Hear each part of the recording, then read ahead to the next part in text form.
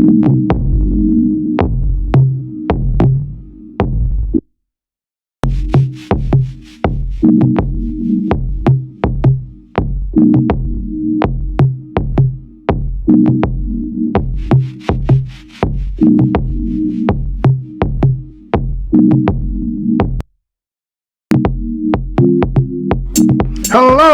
and welcome to the most hated show in the black corner of YouTube. I am your host, the whiteologist, Mr. Blows Your Minds, and this is Black Minds News Report.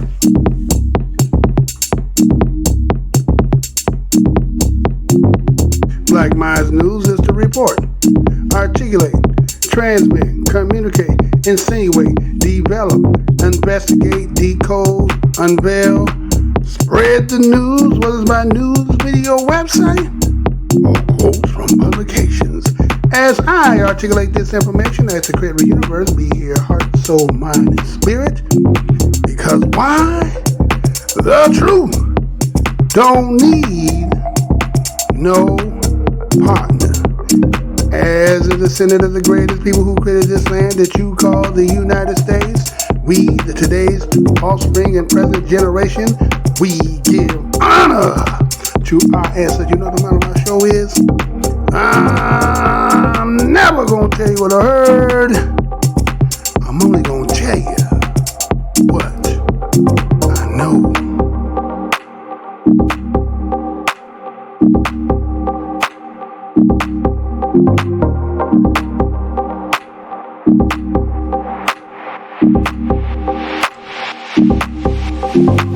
Today's date is April the 29th, 2020. April the 29th, 2020. Once again, Black Minds News is back after going through some technical difficulties. It seemed like somebody was trying to keep us up out of the business. We fought back and we're here once again. So I had some news stories. Again, so a lot of stuff has happened over the period of time that I have not been able to report any news. So I'm going to kind of backtrack a little bit, just in case you have not heard. We're going to talk about that there's a report that came out talking about how the ventilators that were used in the COVID-19 coming into emergency rooms and ICUs, they say it's killing people. Stay tuned for that report. Did you hear about also the fact that they're talking about the meat plants, and now that the employees are coming positive and showing symptoms of COVID-19, and then how that's going to have an effect in the beef and pork industry. Stay tuned for that. Also, they said if there's smoke, there's fire. Well, a report came out in Newsweek talking about, well, somebody said that there's a possibility that their hand may have been caught in a cookie jar as to how this coronavirus starts. So stay tuned as we get into this broadcast. Hey, y'all doing? Again, this is your host, Mr. Blows Your Minds, and welcome to Black Minds News Report. First and foremost, I'm going to say what's good to my fam. I know, right? So every time Mr. Blows Your Mind trying to get itself on a consistent basis, something always seems to come up. That's how it goes, right? No matter what I try to do. Been in the business since 2012, right? And did a video on April 1st of 2014. And from that day forward, I guess the whole agenda was to make sure that this particular channel does not exceed, even in the coronavirus was getting, before coronavirus was getting 100 views. With the coronavirus and everybody home, we still can only get 50 views. Have you ever noticed if you try to put in the name of this show, Mr. Blows Your Mind, that you see that it does not come up in the search engine? So that means you have to put it in its entirely. So that tells me that somebody don't want this show to be heard. So again, if you happen to be a passerby, welcome to the most hated show in the black corner of the internet. Go down the aisle, we always have a grand opening. If you happen to see something that make you feel some kind of way, remember the title of my show is The Truth Don't Need No Partner. Now, as I was saying, you know, a lot of people's shows are doing good, have gained some new subscribers and people coming by and seeing them, and they try to be as consistent as possible. Well, I try to do the same thing, but there are some unforeseen events behind the scenes that you would never know that seems to be trying to make a way to make sure that this show doesn't get off. Some people may say, well, your show don't seem to be all that important. It's not that potent. Well, to each his own. But obviously, you have to ask yourself a question. How can somebody that's 2.9 thousand subscribers, and I've been having that ever for the last probably 3 years. Yet people come in, subscribe, and then they leave. And once it gets at a certain number, then it drop back down. Says that those who click the bell, said there's over 200 people. And then even though there's over 400, some people who even just said they clicked the bell, and yet I can't get over 100 views. And then it says in my statistic numbers, again, I keep data and copies of all that, shows that my number has gone up on users who are not part of that, but the number's up, tremendously.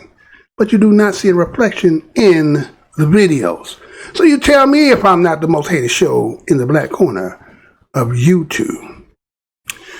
So anyway, let me go ahead and get into some of this here because, again, there's always some things going down. Got some technical difficulties too. I don't know, just seems like somebody has just been fidgeting behind the scenes. And so we're going to make it do what it do anyway.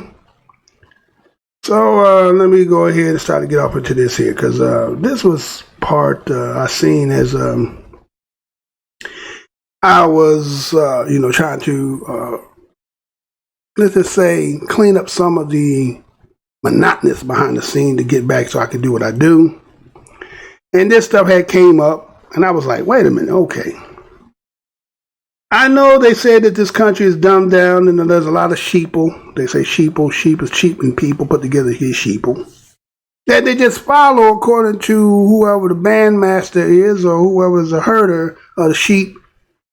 And so they just kind of go along, get along. So somebody says, Simon says, like everybody else seems to want to do accordingly like that too, right? So let me play this here because I thought it was kind of like ironic that people ran with something and it's like, did you hear what was said? Now, again, I understand sometimes you can feel a certain way about somebody and that's how you feel. So if you have a disdain towards them, a disliking towards them, hatred towards them, then no matter what words come out of their mouth, you're going to always be in opposition to them. And knowing that where we are right now, so much is happening, we got a pandemic, a lot of other stuff going on. Pandemic seems to be having its own target towards a certain ethnicity of the people of the country. So I think it is incumbent that me and others who are doing black media have to stay on top of this because people seem to kind of get lackadaisical, try to think that things are going back to some kind of normalcy. But in actuality, it is just not the same as it was prior to where we are now. So when I seen this, and we'll go ahead and we're going to cue that up. We can cue that up. We can cue that up, right? We're going to cue that up. See how they're going to work. And because like I say, it's just a lot has been just, I don't know what that is. Within the... Okay. Yeah, okay. We ready to do that? Okay. Yeah, okay. You ready to do it? All right. So, that's just what it is. And let's go ahead and play that. We'll be back after this. Check this out, y'all. Within the conditions we've tested to date, the virus in droplets of saliva survives best in indoors and dry conditions. The virus does not survive as well in droplets of saliva, and that's important because a lot of testing being done is not necessarily being done, number one, with the COVID-19 virus, and number two, in saliva or respiratory fluids. And thirdly, the virus dies the quickest in the presence of direct sunlight under these conditions. And when you look at that chart, look at the aerosol as you breathe it, You put it in a room, 70 to 75 degrees, 20% humidity, low humidity. It lasts, the half-life is about an hour. But you get outside and it cuts down to a minute and a half. Very significant difference when it gets hit with UV rays.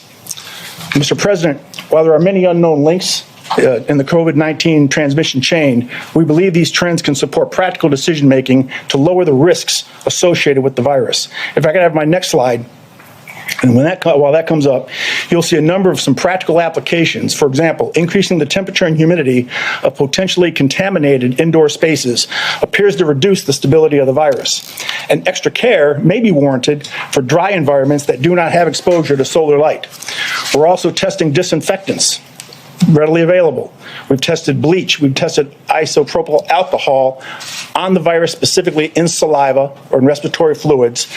And I can tell you that bleach will kill the virus in 5 minutes. Isopropyl alcohol will kill the virus in 30 seconds. And that's with no manipulation, no rubbing, just spraying it on and leaving it go. You rub it and it goes away even faster. We're also looking at other disinfectants, specifically looking at the COVID-19 virus in saliva.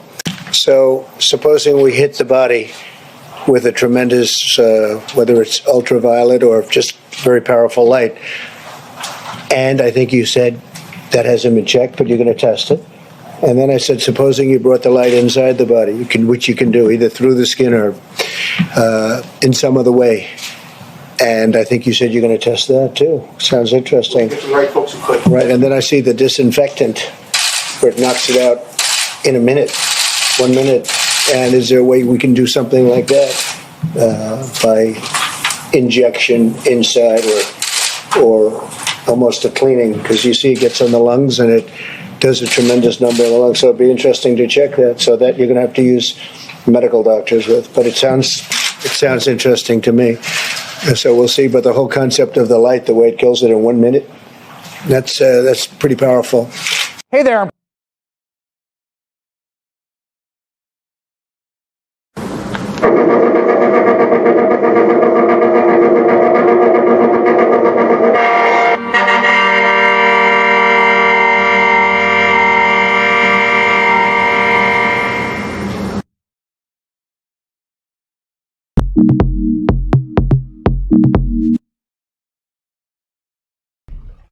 All right, so we are back, right? So that was the press conference that President Donald Trump had, and talking about SARS-CoV-2, right? So it went from the coronavirus to COVID-19 to now you're starting to hear the word SARS-CoV-2, right? Now again, it's obviously it done mutated somewhere, right? The name keeps changing. It's kind of like saying, well, we were Negroes and we were colors and then we were African Americans, right? But it must be the same thing, right? Because we must be the same people. But the way they say it is kind of like that's what done happened. It done mutated. But it was a coronavirus that turned into the COVID-19. And now I see the word SARS-CoV-2. So we see that you had an individual there who was sitting there explaining from, I guess you would say, through testing, right, that bleach and alcohol could do some amazing things to this SARS-CoV-2. Could eradicate it, depending on the type of temperature, lighting, where you rub it or spray it, right? Now, was that talking about surface, or was that just as a disinfectant, like using Lysol, right? But then we also heard the term disinfectant. And then we see President Donald Trump gets to the podium, kind of reiterate some of the things that the individual just said, and talk about, he mentioned about, you know, I guess some studies is talking about using ultraviolet lights that can kill the virus, right? He said, then he talked about also the fact that, you know, there's possible somebody may be talking about in the studies of being able to put light inside the body, right? And based on what the man who spoke before him said about using disinfectants, using alcohol, and using bleach, that the death can be almost instantaneous. Now, you heard Donald Trump say, well, it would be kind of like if, somehow we can make this in a way that you can inject it. But it looks like people took that and ran with that to say that he said that we need to inject it. Now, that there was what you call a spin. You heard what he said, but then didn't you see this whole backlash come off of that and say that the man said that for us to inject this? He was talking to the individual who had just spoken, who said that, you know what? It would be something if y'all guys could come up with a way that we could inject this, because that seems to kill it, quickly, efficiently. But like I said in the beginning, when you hate somebody, you have disdain towards somebody, no matter what they say, you could take and twist it and make it to have a meaning that may be misinterpreted. Now, again, I don't advocate for Donald Trump or anybody politically in that case. But I'm just saying that I was looking at during this time and I was like, damn, man, I mean, you really are going out here trying to say that this man said to inject this, and then you start reporting where people were calling in and talking about, people were calling in because they've been listening to the president, and the president said they use bleach, they drinking bleach, and they are trying to inject themselves with Lysol. Well, damn, how much Lysol do you got to spray to get some liquid? And then you got to get a syringe and a needle. I mean, really? I understand that there's the dumbing down of America, but y'all really made the people seem to be just that dumbfounded, when really it's more of political tactics. Again, we're into the political season. And so you got people who are out here trying to do damage control or damage to somebody's credibility to make them so they don't appear to be in the position that they don't want them to be in. So again, I don't advocate, but I just thought it was kind of crazy how they took this and ran and spent it up. So with that being said, let's just look at all the stuff that they do all the time. And then when we start to just, unravel a lot of this shit and then try to present it, then they say, oh, you guys are conspiracy. Now, sometimes some things are just what there is. And it is going to always be what it is. But the problem is you're never going to admit that that's the things that you're doing. So I seen this other story here, right? And this one here, to me, is kind of like the smoking gun, right? This story here is like, here is an article being put out here. And once you hear this, as I was just saying about conspiracy, or in some cases, some people like to use the term coincidence. So when I present this to you, I want you to have an open mind of listening to what's being said in this article. And if you have been an avid watcher over here, I have already set a foundation as into the beginning, the timeline, according to what the articles have presented out here, how evacuees came in, patient zero, the institutions that were involved, people involved, and then this story came out yesterday. And I want you to hear this and pay attention, and I'll come back afterwards on this, okay? So are we ready to do that? All right, go ahead and do that, and let's go ahead and do this. Dr. Fauci.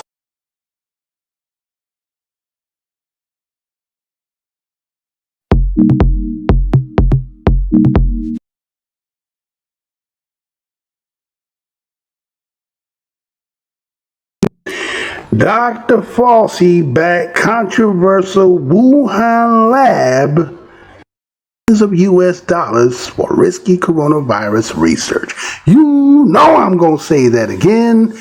Dr. Fauci backed controversial Wuhan lab with millions of US dollars for risky coronavirus research. This story is coming out of Newsweek, April the 28th, 2020, and this is how this is going to read.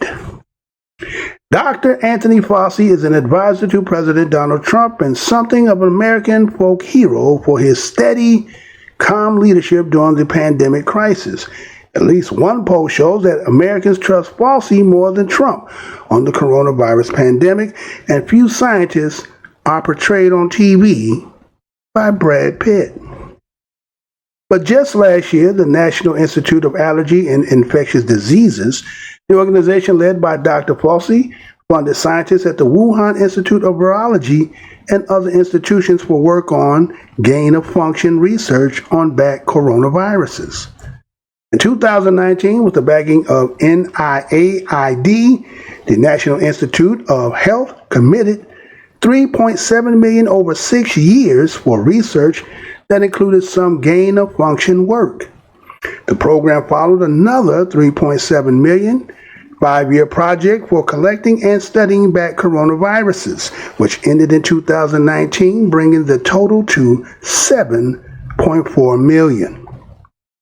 Many scientists have criticized gain-of-function research, which involves manipulating viruses in the lab to explore their potential for infecting humans, because it creates a risk of starting a pandemic from accidental release. SARS-CoV-2, the virus now causing a global pandemic, is believed to have originated in bats. United States intelligence, after originally asserting that the coronavirus had occurred naturally, conceded last month that the pandemic may have originated in a leak from the Wuhan lab.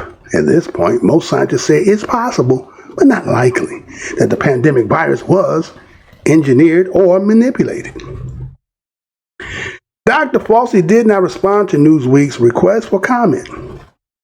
NIH responded with a statement that said, in part, most emerging human viruses come from wildlife. These represent a significant threat to public health and biosecurity in the United States and globally, as demonstrated by the SARS epidemic of 2002 and 2003, and the current COVID-19 pandemic. Scientific research indicates that there is no evidence that suggests the virus was created in a laboratory. The NIH research consists of 2 parts. The first part began in 2014 and involved surveillance of bat coronaviruses and had a budget of $3.7 million. The program funded Shizing Li, a biologist at the Wuhan lab, and other researchers to investigate and catalog bat coronaviruses in the wild. This part of the project was completed in 2019. The second phase of the project, beginning that year, included additional surveillance work, but also gain-of-function research for the purpose of understanding how bat coronavirus could mutate to attack humans. The project was run by EcoHealth Alliance, a nonprofit research group under the direction of President Peter Daszak, an expert of disease ecology. NIH canceled the project just this past Friday, April 24th, Politico reported. Daszak did not immediately respond to Newsweek requests for comment. The project proposal states, we will use S protein sequence data, infectious clone technology, in vitro and in vivo infection experiments, and analysis of receptors binding to test the hypothesis that percentage divergence thresholds in S protein sequences predict spillover potentials. In layman's terms, spillover potential refers to the ability of a virus to jump from animals to humans, which requires that the virus be able to receptors in the cells of humans. SARS-CoV-2, for instance, is adept at binding to the ACE2 receptors in human lungs and other organs. According to Richard E. Bright, an infectious disease expert at Rutgers University, the project description refers to experiments that would enhance the ability of bat coronavirus to infect human cells and laboratory animals using techniques of genetic engineering. In the wake of the pandemic, that is a noteworthy detail. E. Bright, along with many other scientists, have been a vocal opponent of gain-of-function research because of the risk it presents of creating a pandemic through accidental release from a lab. Dr. Fauci is renowned for his work on the HIV/AIDS crisis in the 1990s. Born in Brooklyn, he graduated first in his class from Cornell University Medical College in 1966. As head of NIAID since 1984, he has served as an advisor to every United States president since Ronald Reagan. A decade ago, during the controversy over gain-of-function research on bird flu viruses, Dr. Fauci played an important role in promoting the work. He argued that the research was worth the risk it entails because it enables scientists to make preparations, such as investigation possible antiviral medications, that could be useful if and when a pandemic occurred. The work in question was a type of gain-of-function research that involved taking wild viruses and passing them through live animals until they mutate into a form that could pose a pandemic threat. Scientists used it to take a virus that was poorly transmitted among humans and make it into one that was highly transmittable, a hallmark of a pandemic virus. This work was done by infecting a series of ferrets, allowing the virus to mutate into a ferret that hadn't been deliberately infected, contracted the disease. The work entailed risks that worried even seasoned researchers. More than 200 scientists called for the work to be halted. The problem, they said, is that it increased the likelihood that a pandemic would occur through a laboratory accident. Dr. Fauci defended the work, determining the molecular Achilles heel of these viruses can allow scientists to identify novel antiviral drug targets that could be used to prevent infections in those at risk or to better treat those who become infected, wrote Fauci and two co-authors in the Washington Post on December 30th, 2011. Decades of experience tell us that disseminating information gained through biomedical research to legitimate scientists and health officials provides a critical foundation for generating appropriate countermeasures and ultimately protecting the public health. Nevertheless, in 2014, under the pressure from Obama's administration, the National Institute of Health instituted a moratorium on the work, suspending 21 studies. 3 last year, though, in December 2017, the NIH ended the moratorium and the second phase of the NIAID project, which included the gain-of-function research. The NIH established a framework for determining how the research would go forward. Scientists have to get approval from a panel of experts who would decide whether the risks were justified. The reviews were indeed conducted, but in secret, for which the NIH has drawn criticism. In earlier 2019, after a reporter from the Science magazine discovered that the NIH had approved 2 influenza research projects that used gain-of-function methods, scientists who opposed this kind of research excoriated the NIH in an editorial in the Washington Post. We have serious doubts about whether these experiments should be conducted at all, wrote Tom Inglesby of Johns Hopkins University and Mark Lipskitz of Harvard. With deliberations kept behind closed doors, none of us will have the opportunity to understand how the government arrived at these decisions or to judge the rigor and integrity of that process.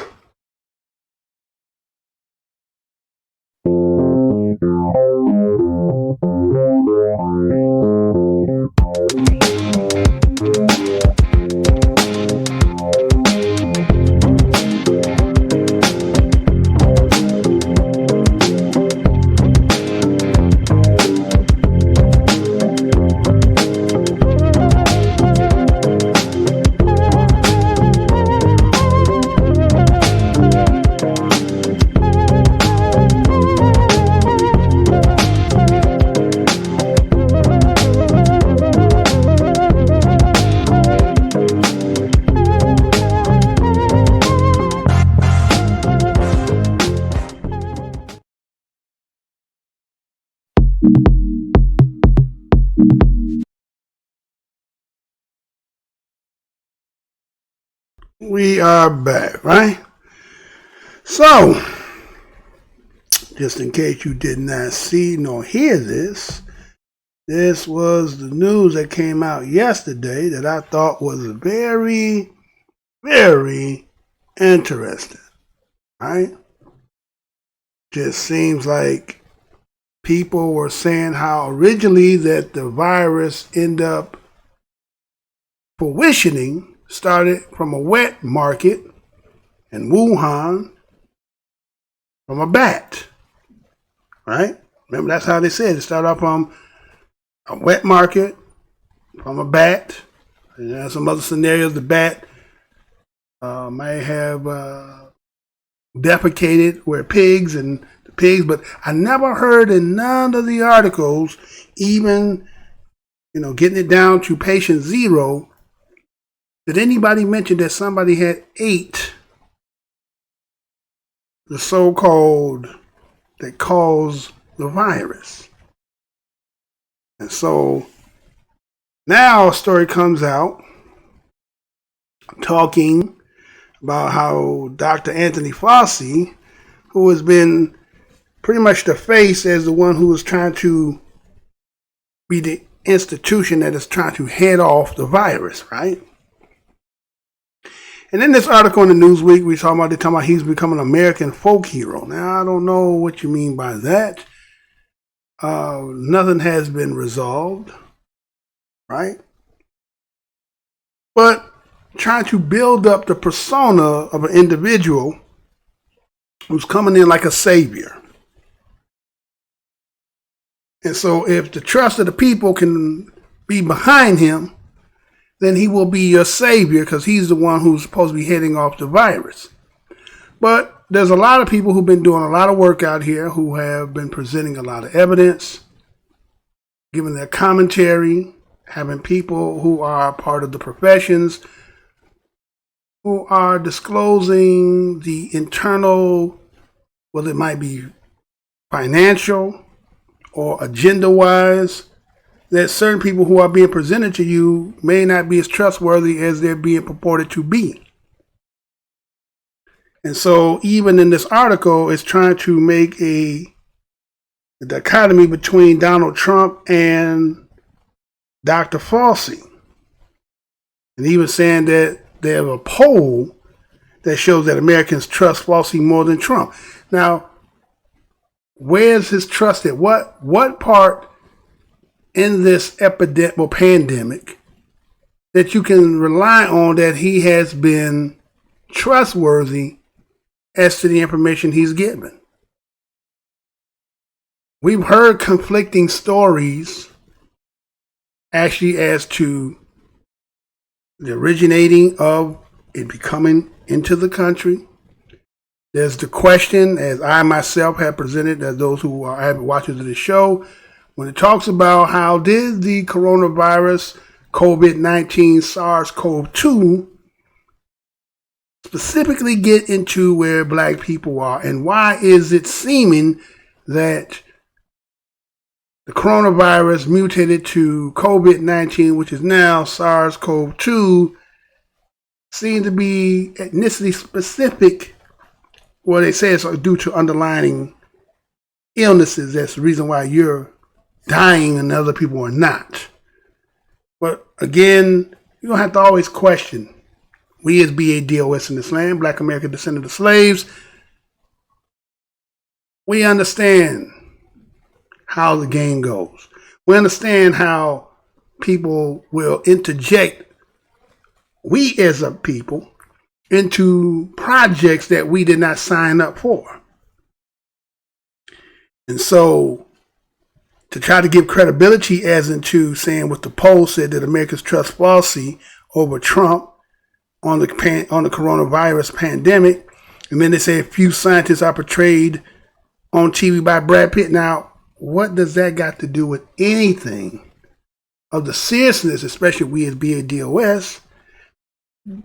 Why do we care about being depicted on Saturday Night Live with Brad Pitt? See, that's that underline, because again, how they use the tools in their toolbox, those athletes entertainers, so-called stars, if you infatuated and they're icons to you, then if they co-sign something, then it must be trustworthy because they wouldn't co-sign it because you trust them, you all into their life, so it must be right. So anyway, that just, to me, was a sleight of hand. Then in the article, it goes on to talk about last year. It said that they find out through this investigative work that the individual who did this Newsweek article, which is Fred Gutierrez, his journalism work says that last year, the National Institute for Allergy and Infectious Diseases, which is the organization that's led by who? Dr. Anthony Fauci, right? And in this investigative work, it comes to find out that Dr. Fauci funded scientists at Wuhan Institute of Virology. I'm going to say that again.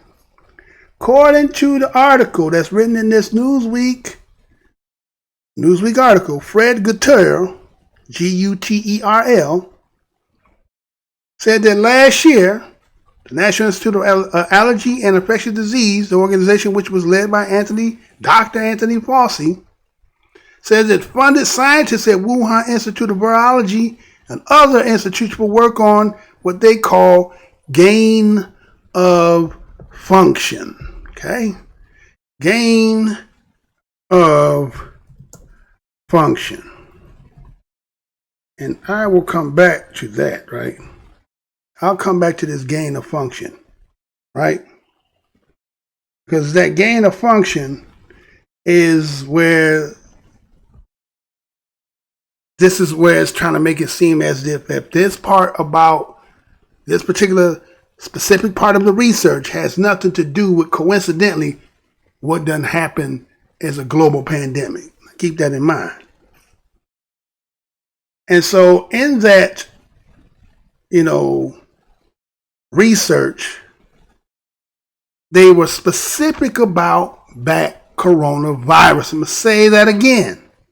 Ironicness that they come out last year, which we would say 2019. That Dr. Fauci funded scientists at Wuhan Institute where they said that, according to what we've been told, that Wuhan is the epicenter of the beginning of where this take place. That we find that the person who is supposed to be this folklore, they're trying to create, this savior, somehow is tied in to funding the institution that was in Wuhan, and the research that they were doing was on BLAK coronavirus. Is that coincidence? Is that a coincidence? Or is this conspiratory? Am I a conspiracy theorist? Or is this what the article just said? Right? Did the article just say that? So anyway, according more to this article, it talks about in 2019. It said it was backing of the NIAID. Now the NIAID is the National Institute of Health, and they said it committed $3.7 million over a 6-year period for research that included some gain of function work. Now there's that word again, gain of function, right? What is the gain of function? What does that mean? Right? Let me tell you according to what they say what this gain of function is, right? Gain of function is really just about mutation, right? I'm talking about mutation. So they were doing research in 2019 on BLAK coronavirus on the mutations. Like I just told you in the beginning, start as coronavirus, turn to COVID-19, then somehow now we're talking about SARS-CoV-2. Now again, in biology, a mutation is an alteration in the nucleotide sequence of the genome of an organism, which is a virus or extra chromosomes of a DNA. Viral genomes can be of either DNA or RNA. Mutation results from errors during DNA replication, mitosis, I think, so, or meiosis, or other types of damage to the DNA, right? And they also go and it says that which then may undergo error-prone repairs, or cause an error during other forms of repair, or else may cause an error during replication. Mutations may also result from insertions or deletions of segments of DNA due to mobile genetic elements. Mutations may or may not produce discernible changes in the observable characteristics of an organism. Mutations play a part in both normal and abnormal biological processes, including evolution, cancer, and development of immune systems. Okay? Keep that in mind, right? And somehow that this research that they're talking about, they're studying the coronavirus bat and its mutations, right? And then the article goes on and says that many of the scientists had criticized about this gain of function research, right? Like, it's kind of like saying, what is the purpose of searching for something for what would be the purpose? Now, I understand that somebody would say, an inch of prevention is a pound of cure, right? That old saying, an inch of prevention is a pound of cure. So just in case something should happen, we want to have preventable, medicinal, and vaccines and all that good stuff. But just like when I did the Event 201 that it was done with the Bill Gates, and they were in preparation and, coincidentally thinking of a pandemic, and then they said something about in China. Then all of a sudden, in October, they doing it 2019, then somewhere between November, December, it happens. Well, you're prepared. But wow, it's kind of like some prophecy, right? Then we come up with a story now talking about the person who is in your face is supposed to be the savior, who's going to be the headed one that's going to, again, this organization is going to be the one that's going to be the one that you can confide into the information that they're going to give you. Then you come to find out that the face of this mug has been funding the shit that we're dealing with. Oh, this article is out there and you just seen it and I read it to you, right? So scientists they was criticizing about this gain of function because again, they don't understand what would be the purpose of it. And then talks about involving manipulating virus into the lab to explore their potential for infecting humans. Wait a minute. What? So you wanted the coronavirus bat or bat coronavirus. You want to figure out how to take that virus of that bat and we're going to see how we mutate it so it can get into humans to infect humans.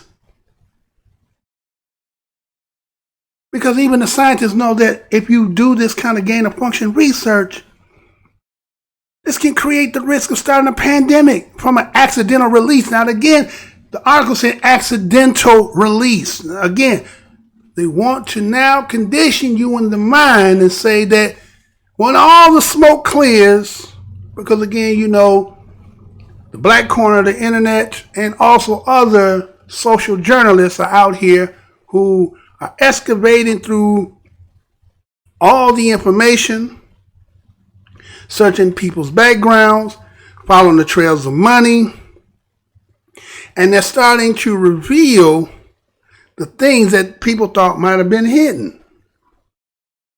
Then this article is sitting here saying something that just should be blowing your mind. That the person whose face that they showing you, and then out here did a skit on Saturday Night Live, that this person had an invested interest in a specific coronaviruses, and in that gain of function research that they were trying to do, it was involving manipulating viruses in the lab to explore the potential for infecting humans. Huh? And guess what? Guess what the name of that manipulation of the virus ended up being called? SARS-CoV-2. I'm going to say that again. The money that was invested, the $3.7 million, bringing to a total about $7.4 million, headed by the person that they got in front of your face, is supposed to be the savior from the institution, who was doing their own personal research about that coronavirus, and learning how to take the, what they call gain of function, manipulate the virus, and see how it could potentially infect in humans. And that in itself, of that study there, they call that SARS-CoV-2, which is what now they're starting to say. You're going to start hearing that word more, right?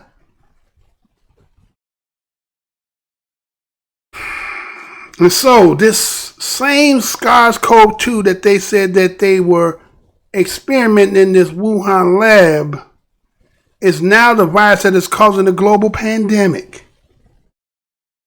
Again, they tell us the originating of this story starts with a bat. Well, the same thing like the research you're doing. It starts with a bat. But it's not in a wet market. But the article goes on and talks about the United States intelligence, right? Originally had asserted that the coronavirus had started naturally. Now, what do you mean by naturally? Naturally would be that the story that they said the bat defecating, might have been with a pig, the pig ate the defecation, and then somehow whoever the pig was and ate the pig, and the pig virus manifested into a human. Because otherwise, it's not transferable, it's not human transmitted. So if it's not human transmitted, then how did it become human transmitted? But when we hear about this so-called research in the Wuhan that somebody's being paid for and funded by, that is the research that they're trying to do, is trying to get this BLAK coronavirus to be mutated so that it somehow get into humans. Huh? Can you believe they wrote this? Huh? So, U.S. intelligence, they conceded last month that the pandemic may have originated in a leak from the Wuhan lab. Well, now they want to say a leak. But then they just told you that somebody who's there parading in your face was doing research and having research done that seems to be a coincidence of the same shit we're dealing with right now. And we as black people, everybody else getting off, but there's some other stuff that's said in here that, are we to say that this was a designer, right? Was this some designing? This was designed. Well, maybe the way this article said, sounded like there was some designing in this. So now, they said that even some scientists, most scientists, they didn't say some, most. That means if you had 100%, if you had 51%, that would be most of them. That would be the majority. Well, can I say majority? Most. I don't know if I can even say that. But most scientists say it's possible that this virus started from a leak in Wuhan. And that, but not likely that the pandemic virus was engineered or manipulated. Wait, how can y'all say that when right here it's being disclosed that the individual who is being presented in your face, according to what this article said, according to the person who wrote the article, according to what his journalist is, facts finding and why he put this out, because otherwise he would have to retract this, said that the research that was done in the Wuhan Institute was on BLAK coronaviruses and how to mutate it into humans. And then you want to say that now scientists say it's possible that that could have happened by leaking, but it's not likely that the pandemic was engineered or manipulated. How did something that happened in Wuhan, China, get across the whole globe? That's the question. So a person ate something that had the contagion, and then everybody that came in contact with them. So he was just walking around, just sneezing and coughing everywhere he went, or she went. Okay, that's what something you got to think about, right? And so goes on and talks about that Dr. Fauci didn't even respond to the Newsweek request for the comment. They wanted him to comment. He wants you to comment on what we just reported here. You ain't got nothing to say? But the NIH ended up responding, said that most emerging human viruses come from wildlife. See, again, this came from wildlife. Huh? But yet, what he wrote in this article is that fact. Was there funding made to do research on bad coronaviruses and try to manipulate it or get it to mutate so that it could get into humans? If that is it, then there's your smoking gun. There is no coincidence. Really? Is that really what they're saying? And so they said this represents a significant threat to public health and biosecurity in the United States and globally. Then they try to make a reference to, this goes back to SARS epidemic in 2002 and 2003. And now the current COVID-19 pandemic. Get the COVID out of here. We know what it is now, SARS-CoV-2, right? And so they saying scientific research indicates there is no evidence. Now again, scientific research is scientists the same ones as the one who's in there creating it. There's a lot of other stories talking about people from Harvard University who end up leaving, going and working in Wuhan, right? There's a lot of information out here in depth as to people being questioned by the government about their involvement, about them lying, about what they were doing. Okay? And so just because the articles now is want to clean up, is want to see, it's kind of, I'm going to tell you the truth, but then I'm going to kind of, discombobulate you and say, well, scientists are saying that it can't happen this way. Even though the person who's writing this is telling you this, but then they say, well, who are we to believe here? Scientists' research indicate that there's no evidence. Would there ever be evidence if you are the one who's doing it? Again, like I said, it's never been a conspiracy in the United States. Would you ever admit it if it was? So we just supposed to take this because you said there's no evidence suggests that the virus was created in a laboratory. Would there be any evidence for us to go and see, per se? Or do we have to take the scenarios and the pieces? Because see, let's look at how the creator works. We're not going to be able to get the gun, right? We're not going to be able to get the gun. We may find the bullet. We won't find the gun. It's kind of like they say, well, OJ did what he did. So you couldn't find no knife, but he had to be there. He got blood, and okay, that's whatever y'all want to go with that. So we're going to take the scenario, the story and everything, and then we're going to have to say, come to a conclusion and whether say innocent or guilty. So based on so far what this article has said, we got a person who has a vested interest in a particular research. And in that research, he's trying to find a way, or the scientist is trying to find a way how to take this virus and sometime mutate it so it can get into the human gene. And in some odd coincidence, what you're studying somehow just happened to fruition. Just like somebody was sitting there talking about in New York doing Event 201, the possibility of maybe a pandemic happening, that we was going in preparation, we're going to do a drill run, and then somehow it just happened. We really that stupid? Is that how they're looking at it? We really that damn stupid? That's how they look at us, y'all. They look at us like we're that damn stupid. Okay? And so they said that the NIH research consists of two parts. That's research that they were doing. Now they said the first part began back in 2014. 2014. Because you got to remember that the person who they presenting in front of you, Dr. Anthony Fauci, has been around since Reagan, right?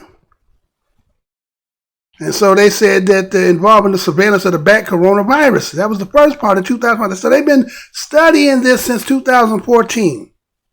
Okay? And according, they only had a budget of $3.7 million. The program funded by Shizing Li, a virologist at the Wuhan lab, and other researchers to investigate the catalog BLAK coronavirus in the wild. Now, you're talking about in the wild. Okay, so you got some wild bats, but then you had to bring them into the laboratory to do the research, right? And they said that this particular research that I'm talking about here, by going and getting the wild bats, trying to figure out whether, this, coronavirus in this bat and manipulate it so that it can get a hand, it was completed in 2019. In 2019. Just like they say that the virus in Wuhan started in December 2019. Coincidence? Coincidence, right? So they said the second phase of the project began that year. And it said it included additional surveillance work, but was also gain of function research. And in this gain of function was to understand how BLAK coronaviruses could mutate to attack humans. I'm going to say that again. The same year, 2019, the research, gain of function research, was to understand how the BLAK coronavirus could mutate to attack humans. And that's what and that was the story they told us? That started from a bat that somehow they got into humans? Here, this research y'all doing, and something that just manifests that had nothing to do with y'all in the same place that you're doing the goddamn research, but this ain't got nothing to do with y'all. They ain't had nothing to do with y'all. So now they're trying to lessen. Well, the project was run by an Eco Health Alliance. What the hell is that supposed to mean? It was a nonprofit research group. And so got into the jargon of science when it says we will use S protein sequence data, infectious clone technology, in vitro and vivo infection experiments, and analysis of the receptors binding to the test, the hypothesis that percentages of divergence threshold in the S protein sequences predicted spillover potential. See, start getting into all this jargon to get you confused, right? So that's when you get real technical. See, when somebody starts getting real technical with you, is because they're trying to get you lost somewhere in the sauce, right? I'm going to start talking in such a way that based on my, again, like people say, well, he's not educated. He's a higher education. But when I have to start trying to confuse you in my talk, then it's kind of like saying why you need a lawyer to read contracts. Because just because the word says what it says doesn't necessarily mean that's what it means. So you have to have somebody with the legalese who has the eye and understand the interpretation to tell you exactly what it's saying. Because reading it direct is not telling you exactly, because they're trying to manipulate inside the words and try to get you to agree to some shit that maybe not be detriment to you, right? So that's what they went into the whole jargon into this science talk, and then they say, well, in layman's terms, it just means spillover potential. And it's the ability of a virus to jump from animals to humans. So that's how it happened. How did something of the wild, again, now you have to say that the creator would make a virus that would jump into humans. Now, is it possible that that could happen in a natural setting?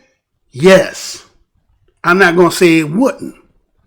But damn, you can't sit here and tell me that some motherfucker somewhere in the goddamn laboratory doing research on BLAK coronavirus, trying to figure out how to, as they say, gain of function research, which is to try to figure out how to get this virus to transmute into humans. And then some shit really happened like that, and then say, oh no, this came in the wild. Really? That's how, you know what I'm saying? And so they even give it to the tenant that requires that the virus be able to receptors in the cells of the human. So naturally, let's look at this. Naturally, according to the way they're writing this, I don't think that the bat coronavirus can naturally transmit to humans. But according to what this article is sitting here saying, that it requires the virus to be able to receptors in the semen humans with SARS-CoV-2, for instance, is adept at binding to the ACT or ACE2 receptors in human lungs and other organs. So somehow somebody figured a way how to, take the SARS-CoV-2 and had it to adept at binding to the ACE2, which is in humans, which will affect your lungs and other organs. And that is what's been happening. Let's just see how true that will be, because I'm going to show you some stuff that, again, just in case you didn't hear about it, I'm going to show you. Remember everything that I'm talking about here, and then I'm going to show you what some of the reports and people who talk about what is happening.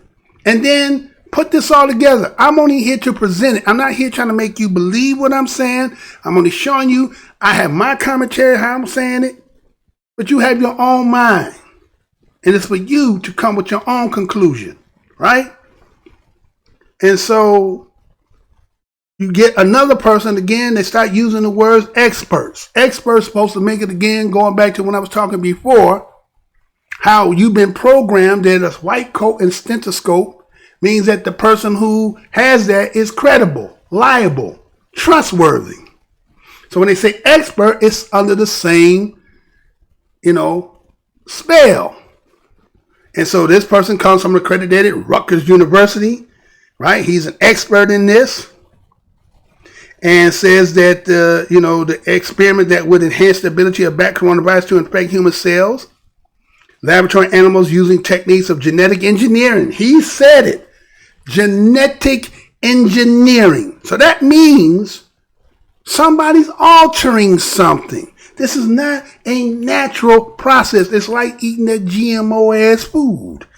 You can eat the GMO ass food and say that they say GMO. Well, what does they mean? What is genetic modifier? Is that a natural process that happens when you put a seed into the soil, that it genetically modifies itself to have this outcome? Or is that seed been manipulated through science so that it have a certain outcome that whoever is the manipulator of the seed wants to produce? So that's telling you that naturally, that I don't believe that a bat coronavirus can actually just mutate to a human. Then that's saying that, again, there's an off balance that the creator, certain shit that you just, that I just would believe that the creator just wouldn't do.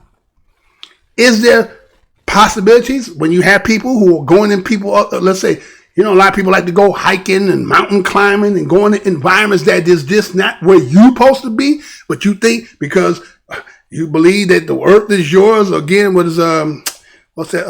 What was that term they used to say? It was a term they used to use all the time. Slips my mind. It'll come to me. Wherever you go, it's destined for you to take over and run, and that no place is sacred and no place is just for the environment. So if you take your place in some place that ain't supposed to be in your environment, and you should fuck around in there and get your ass involved in some shit and be in something, touching something you shouldn't, then maybe, yes, you probably should get the damn virus. But the way that they said, they even used the wet market. Oh, yeah, because, the Chinese love eating octopus and squid and shark and tiger balls and all that shit. So somehow they ass, you can believe that, right? They eat all that crazy shit, right? And that's what they wanted, and that's what they were selling. So that's why, bat soup and all that, those bywords came. So here he is, this Richard E. Bright, who's an expert, infectious disease expert, right? And that he refers to the experiment that would enhance the ability of bat coronavirus to infect human cells. Laboratory animals being techniques of genetic engineering in the wake of the pandemic. That is a noteworthy detail. Here is a person who's an expert saying the same thing. Wait a minute. If y'all was doing that kind of research and this shit end up happening, That's a noteworthy detail that if somebody's looking at this, I would go back to that too, right? And so again, this expert, this Ebright, according to this article, says that he's been a vocal opponent of gain of function research because the risk of it presents a creating a pandemic through accidental release from a lab. He said it. Ebright. And he said many other scientists believe that this gain of function research, the risk that it presents of creating a pandemic. Now here it is. You was doing this. According to the article, you were doing this. You were in the laboratory with BLAK coronavirus trying to figure out how to get this gain of function so that you could create it so that it can mutate into humans. Then we know where it came from. There is no question anymore. It's obvious, isn't it? Do we need anything else need to be said, Mo? Matter of fact, articles not too long ago that I was reading was talking about how if Donald Trump wanted to fire Dr. Anthony Fauci, that he couldn't because of the way that they got it legislatively. Now, why you got him up when you can't fire him? If what he's doing, there might be a conflict of interest here. There's a lot of conflict of interest when you really think about it. You got people and organizations who are all tied in, investing money in cahoots, in collaborations, and then say, well, you know what? No, this is a freaking of your imagination. That's not really true. And then every time you go and look at these articles now, everything is talking about, oh, conspiracy, we have determined this is false. No one's trusting you any damn more. Anybody with any sane right mind wouldn't be trusting you. Okay? So to give accreditation to try to make it seem that Anthony Fauci is not a bad guy, I said, well, Dr. Fauci has been known for his work for the HIV and AIDS, right? Back in the crisis. And again, HIV, the AIDS, those are two different things too, right? But originally it started off as being those of the LGBT. It was those white men, right? And Goodman brothers too. I'm not going to say they wasn't. But then somehow, kind of like in the beginning, how when we look at what happened in Wuhan, China, and then when the virus started to manifest itself in this country, and people were associating with China and Wuhan with Chinese people, and they became getting the backlash of people's either not having the full understanding and knowledge of whatever that took place, was just reacting based on the Chinese and China and lashing out on whether they got physical or not. And this whole hoopla to that and making legislation and 911 calls and all this shit and calling it hate and all this other shit. But anyway, how that was the face in the beginning of what was considered at the time COVID-19 or coronavirus somehow mutated and became the face of black folks. Black folks dying, black folks dying, black folks dying, black folks dying. But yeah, but the shit came from China. Why are black folks getting it, right? Then this story comes out and it's talking about genetically engineered, right? Genetically modified, right? Gain of function so that we can manipulate this. So then maybe the question has to be asked is, can this be ethnicity specified? Everybody can get it, but it's going to have different effects. But then they're going to say, well, the reason why you get it is because you got underlying. Again, in my last video, you acting as if like when we're talking about poor people in this country, when you're talking about you are the bigger population, you're going to have a bigger population of poor people. And we being a smaller population, that was in order for us to outnumber you in your poor, that means that had to be the bigger percentage of the people that is in our population. And I will tell you that's not true. Because let's take 14%, 13%, let's just say half of that is children. Right? Then another portion of that other was going to be men and women. And how many we know with the black men going to have more jobs than the black men. So when we break that down, it's still going to be a small percentage of people who may be poor and don't have good health care and don't have good diets and so forth. But if we take this other one of 60, you ain't going to tell me these poor people ain't eating like these poor black folks got the same kind of conditions. You know what I'm saying? They got diabetes 1 and diabetes 2, right? Okay, right? So again, I have to say, is it gene specific? So to give him some renownedness, to give him some credibility, well, this is the guy that was doing the HIV and AIDS back in the 90s. He graduated from his class. He was #1 in his class in Cornell University in the medical back in 1966. He was the head of the NIAID, been there ever since 1984. He's been with every U.S. president up to this point, even since from Ronald Reagan to right now to Donald Trump, right? And so, according to them, they said decades ago, during his controversial over-the-gain function research on bird flu viruses, he played an important role in promoting the work. Now, he's the one that was promoting the work. Again, we found out, according to this article, he's the one funding it as well, right? And then, according to what they say in this article, he argued that the research was worth the risk it entails because it enables scientists to make preparations. Preparations for what? Oh, the pandemic that was coming. The one that they said to go back when Obama was talking about the pandemic. The one that Bill Gates keep talking about, something we had in preparation, the 201 event, 201 was preparation for a pandemic. We can't see this. We can't see this, y'all. And then such an investigation, possible antiviral medications that could be useful and when a pandemic occurred. Ironic that the research that you're doing is a pandemic that ended up fruition. But no, it's not. It has nothing to do with that. No, nothing. Nothing to do with that. And so he said the question was a type of gain-of-function research that involved taking wild viruses and passing them through live animals until they mutated to a form that could pose a pandemic threat. Why?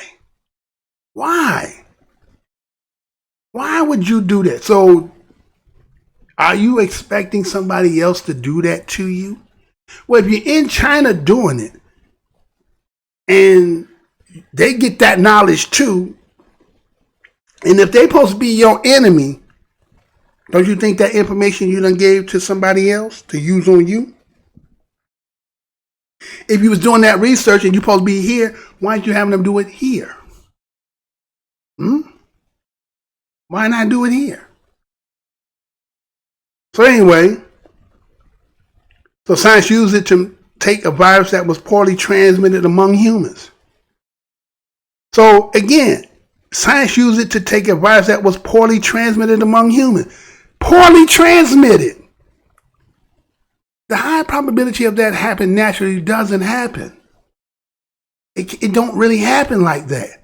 But if you tamper with it, now it's highly transmittable. It's at the right in this article, man. This is a hallmark of a pandemic virus. This is how you get it. And somehow it manifests, but they said the way it happened just happened naturally from wildness.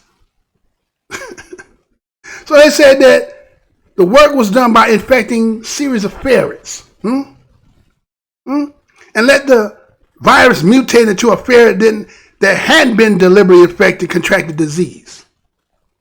So, wait a minute. So let's take this and bring it into the realm of we as people. And let's talk about here in the United States.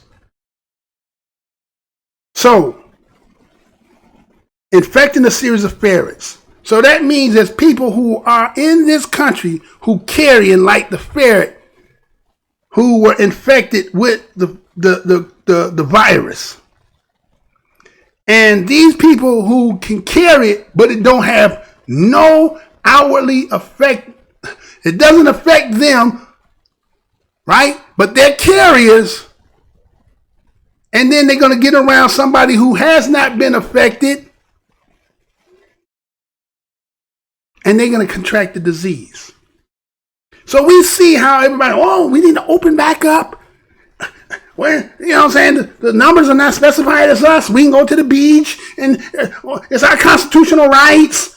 And black folks is contemplating whether to go the hell outside, be around damn people, put on a damn mask. And we still talking, hey, black people, you're getting it, right? So somebody's a carrier, but it don't have that effect on them. But the other ferrets who ain't been deliberately, as they say, deliberately infected, going around people who don't got it, and somehow you getting it. And so when the numbers are being reported, right? Oh, shit, man. Y'all got that shit. Oh, fuck. Huh? So how to get to be a black? How is it black? So even talking about more than 200 signs call for the word to be halted. Because they all believe the likelihood that a pandemic would occur through a laboratory accident. So, ironically, research that had been done that ended in 2019, that coronavirus research, gain of function, trying to figure out how to get that to mutate it to humans, in Wuhan laboratory, and then Wuhan has an outbreak, and we used to say they come from a wet market, but not to look at the goddamn laboratory. Wow, man. Huh? Wow. Huh? That's what they want us to believe, y'all. That's what they want us to believe.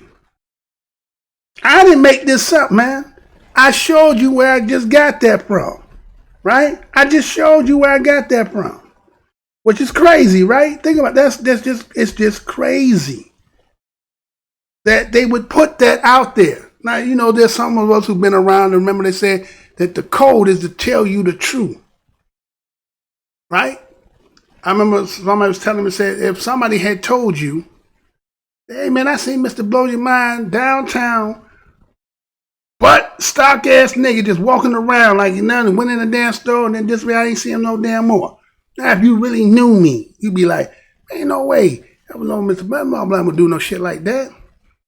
The story is too unbelievable to be true.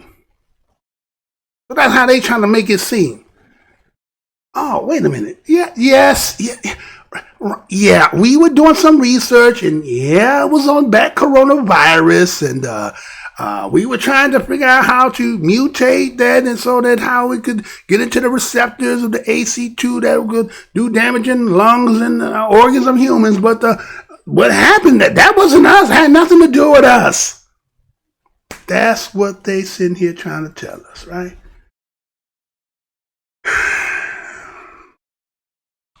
Hey, I don't know what else to tell you, man. This is where you living it, man. Huh? This is where you living. Huh? Let me just show you something else here, huh? Let me show you this, man. Let me show you this.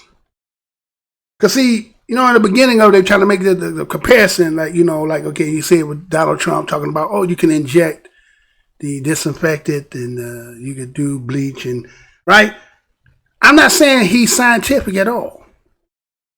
But if I'm just regurgitating something I just heard, and my thing is, well, maybe if you could do that, maybe that could help. If y'all scientifically can figure out a way how to take that's on the back of most of the Lysol cans you see back on this coronavirus, somehow y'all could take the concoction in that and turn that into some way of being an injection. We could get rid of this shit.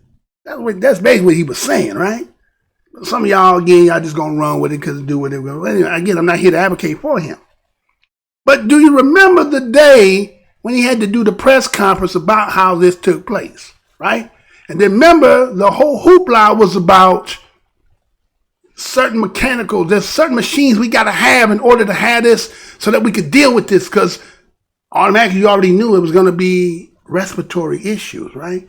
So let me take you back for a quick second and let me show you something here, just in case you might have forgot, right? And I want y'all to see some of the stuff that has came out that maybe some of y'all didn't hear. So check this out.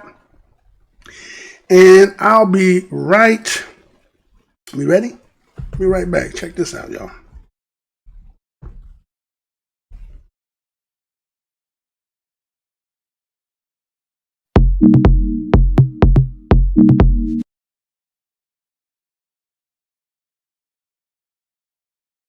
The scariest day of my life was about a month ago when, after a long day of meetings, my team told me that we were going to be needing 130,000 ventilators, that we were short hundreds of thousands of ventilators. This is the system we inherited.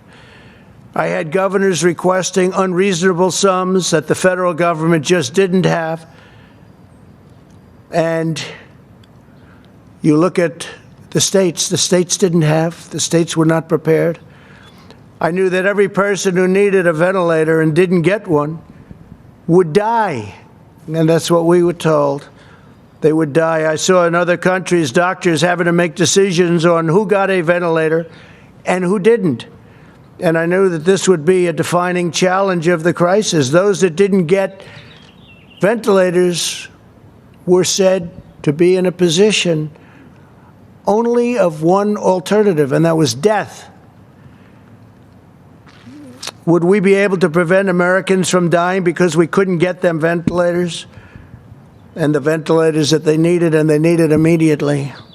I instructed my team to move heaven and earth to make sure that this didn't happen. We started to smartly ration and distribute the ventilators that we had and that others had. And I got daily updates on the supply we had from requests coming in and people wanting to have updates. We had a great group of people working on it. I instructed my team to use the Defense Production Act, and the Defense Production Act was used very powerfully, more powerfully than anybody would know. In fact, so powerfully that for the most part, we didn't have to officially take it out. It was a hammer. It was a very powerful hammer in order to manufacture as many ventilators as possible. Last year, America manufactured from a dead start 30,000 ventilators. And this year, the number will be over 150,000 ventilators. It could be as high as 200,000, far more than we'll ever need. So we'll be able to stockpile. We'll be able to talk to states about stockpiling. These are high-quality ventilators. We had a choice. We could do inexpensive, less productive ventilators or high-quality. We've done a high-quality ventilator. So we should have anywhere from 150 to 200,000 ventilators. In addition to that, we have 10,000 ventilators right now in the federal stockpile, ready to move. Should we need them? We might not. Should we need them in New York or New Jersey or in Louisiana or in Illinois or any other state that may need them if we have a surge?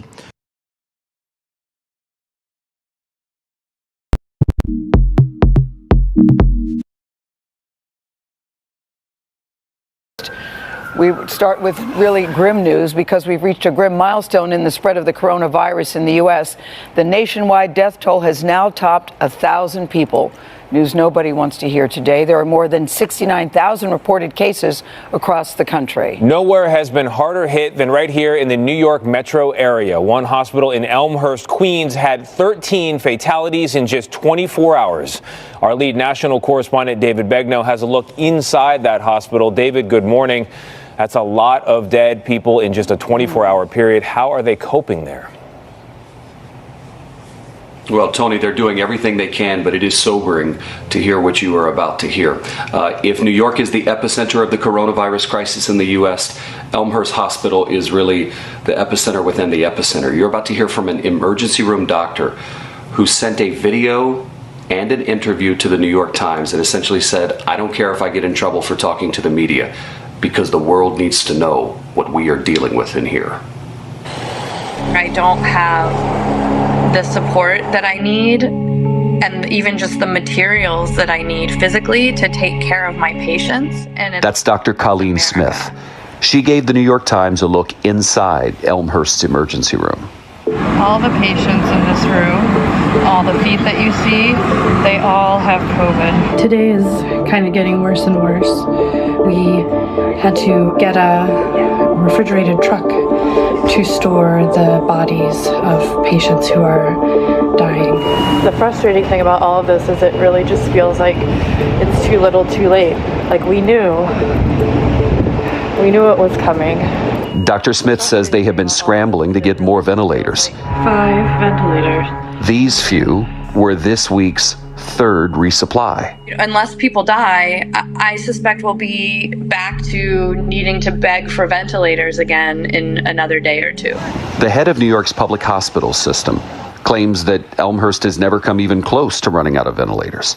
He says getting supplies and personnel to its hospitals is the system's #1 priority. FEMA says the federal government delivered 2,000 ventilators to New York yesterday, but the governor of New York says he needs thousands more. We need 30,000.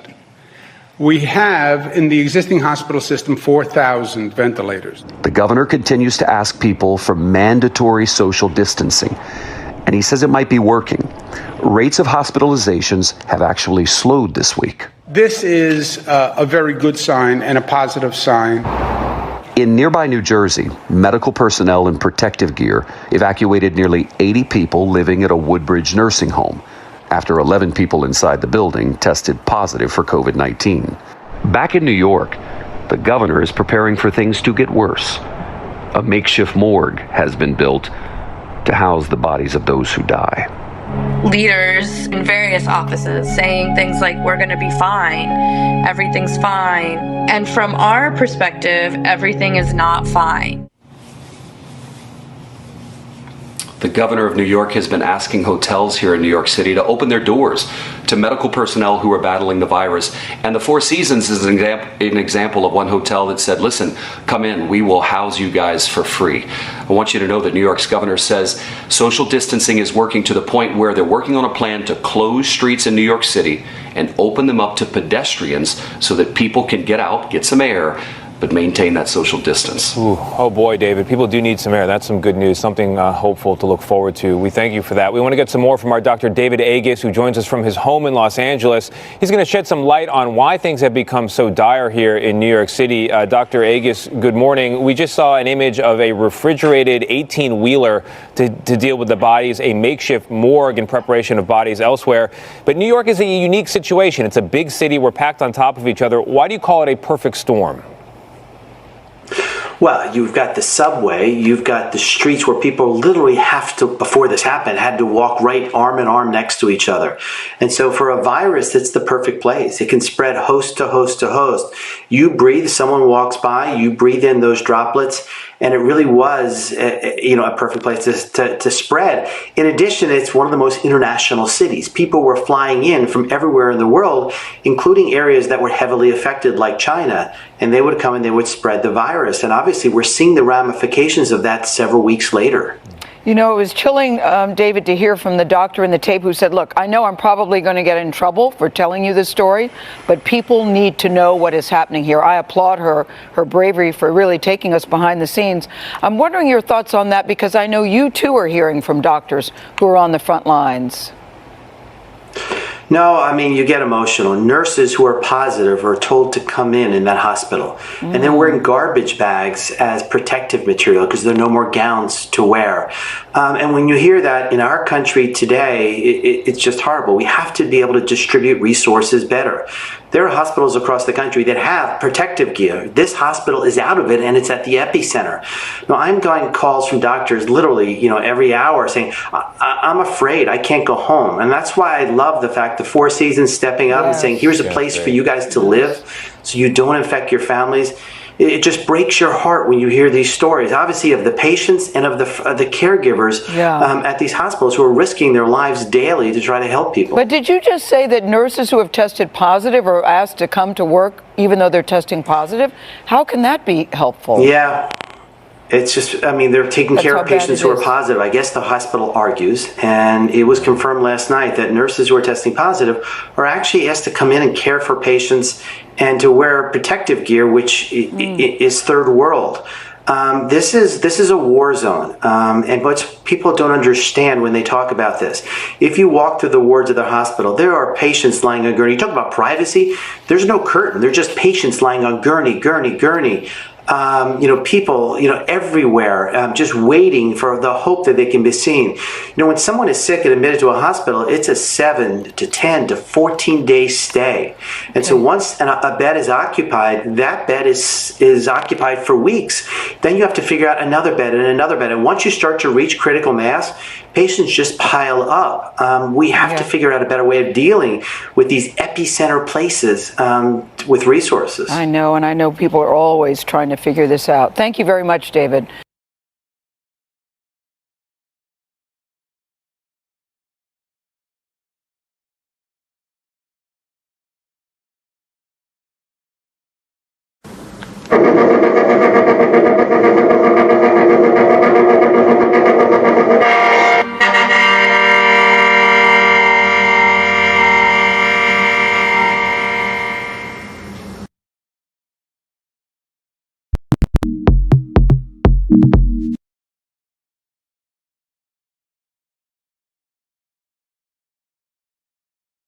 Nearly all COVID-19 patients put on ventilators in New York's largest health system died. Study finds. You know I'm going to say that again. Nearly all COVID-19 patients put on ventilators in New York's largest health system died. Study finds. This story is coming out of CNN, April the 26th, 2020. It says corrections is after this story published a study, author updated data in the JAMA report about the rate of deaths among COVID-19 patients on ventilators. The headline and story have been updated to reflect the corrected data. And this is how it reads. About a quarter of coronavirus patients who needed ventilators to help them breathe died within a few weeks of treatment. A study of New York's largest health system showed. It found that overall about 20% of COVID-19 patients treated at Northwell Health died, and 25% of those placed on ventilators died. A ventilator is a device that forces air into the lungs of patients who cannot breathe on their own because of severe pneumonia or acute respiratory distress syndrome. Other, smaller reports have indicated that patients who needed ventilations are unlikely to survive. About 20% of the patients in the study needed ventilations or ventilators. Dr. Sophia Richardson at the Feinstein Institute for Medical Research, Northwell Health, and colleagues found this study published in the Journal of American Medical Association describes the outlook for patients with severe COVID-19 disease. The report originally said that 12% of patients needed ventilators and that 88% of them had died. But Karina Davison, Senior Vice President of Research at Northwell Health, said Saturday her team decided to clarify the wording of the report.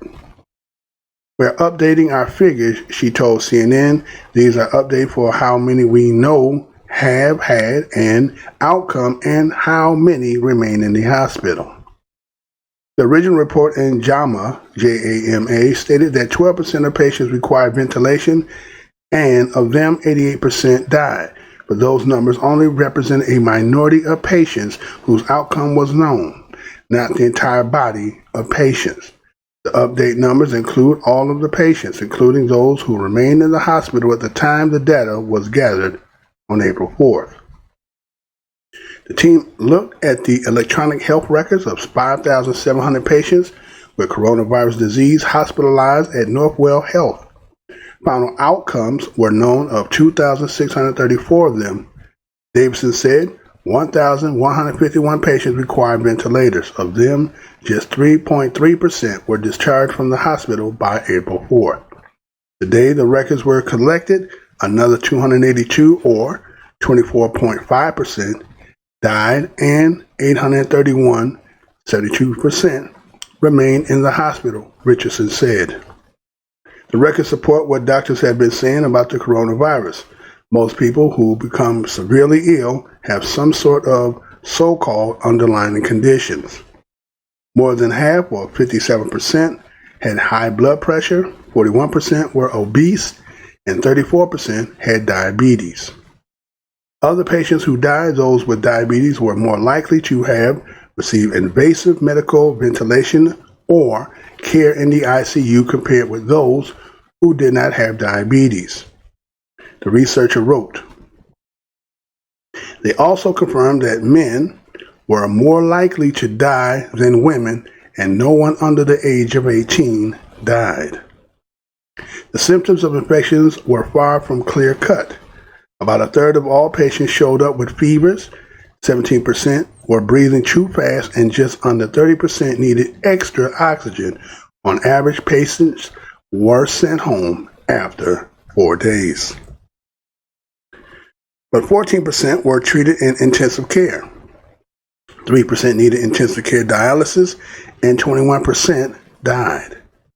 Since final data was only available on about half of the patients, it's likely that the rates of survival will change considerably, the researchers said.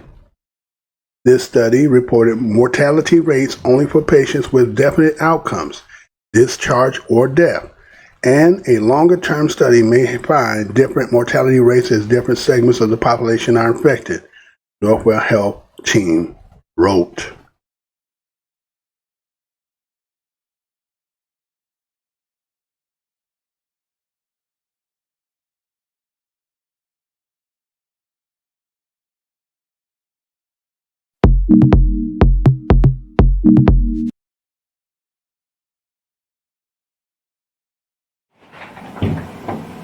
Hey everybody, David here from CPAP.com, and today I want to talk to you about the differences between these devices. What are they, and how can they treat obstructive sleep apnea? So first of all, let's get one thing out of the way. What is obstructive sleep apnea? Well, sleep apnea is a condition where during the night your muscles of your throat and tongue relax, and they tend to fall backwards into your airway during sleep, blocking the path of valuable oxygen as it comes from the outside air into your lungs. If oxygen can't reach your lungs, your organs and tissues don't get the oxygen they need, and that causes a big problem. So what these machines do is they blow a steady stream of pressurized air through the mouth or through the nose. That pressurized air is actually used to open up the airway by blowing back some of the excess tissues and allowing that oxygen to reach your lungs. If you treat your obstructive sleep apnea, you'll feel a burst of energy in the morning. I know I do. When my machine and therapy work right, I feel a burst of energy. I don't get drowsy in the afternoon. I get a lot of positive benefits with my life, all because I'm getting the oxygen I need at night. And this device here is a CPAP machine. Maybe you've heard of it, maybe you haven't, but CPAP stands for continuous positive airway pressure, and it's going to blow at one single set pressure between 4 and 20. And it's going to blow at that pressure that it's programmed to, and it has no ability to change unless you actually go into the settings and change it to a different pressure. CPAP devices are also the least expensive of the three models, and they're also the least sophisticated, so there's a trade-off. This device here is an APAP machine. It stands for Automatic Positive Airway Pressure. An APAP device is basically a device that samples and measures your breathing, figures out what pressure you need to be at, and then it automatically changes the pressure to suit whatever need you have at the particular time in the night. So the APAP machine is going to be a little bit more advanced. It's going to be moderately priced. APAP also stands for Automatic Positive Airway Pressure, the automatic meaning that it can automatically select the appropriate pressure for you. And then this guy over here is a BiPAP machine.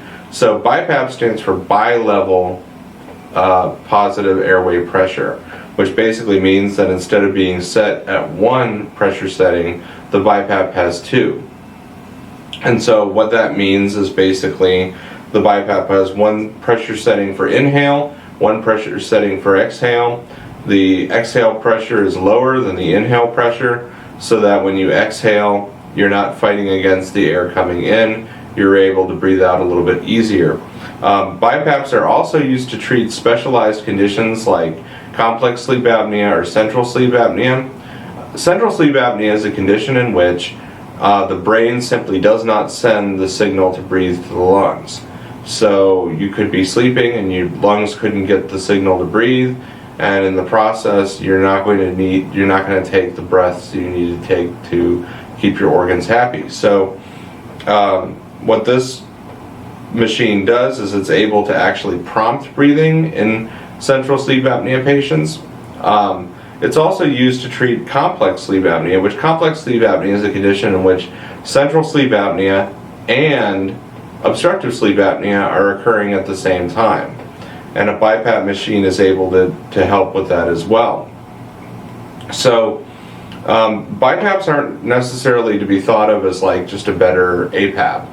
BiPAPs are designed to treat very specific things, very specific conditions, and they serve a very specific purpose. They're not just, a fancier machine. BiPAPs are also the most expensive out of the three, and generally you have to have a special prescription to get a BiPAP machine. Like you couldn't take a CPAP prescription and get a BiPAP machine and that sort of thing. These devices are all prescription only, So if you need to get your sleep apnea treated, you would have to get a prescription from a doctor before you could go out and buy one of these things. But if you do have sleep apnea and you are able to use these, it's going to help change your life. I know it did mine. You know, when I first started sleep apnea therapy, I had been feeling tired and lethargic a lot, but my sleep apnea therapy, getting it treated with CPAP, with my APAP machine, actually made a big difference in my energy level, mood, mental function, everything. So if you have sleep apnea, get it treated. It's going to be worth it. So thank you very much, everybody, for watching. Have a great day.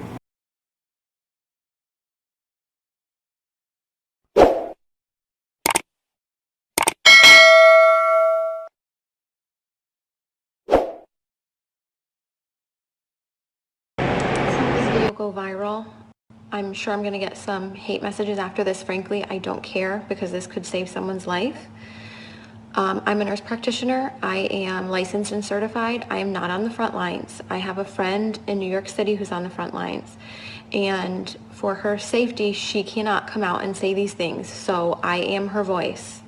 I'm not going to name names of people or hospitals for the safety of those involved. But this is her account, okay? I am her voice here. I'm going to tell you what she has told me. She wants this to get out. Now, I'm sure this is not the case everywhere. I'm confident. I have friends that are in other places. They're on the front lines. They're in ICU. And it's not like this everywhere. But in New York City right now, in some of the hospitals, this is what is going on.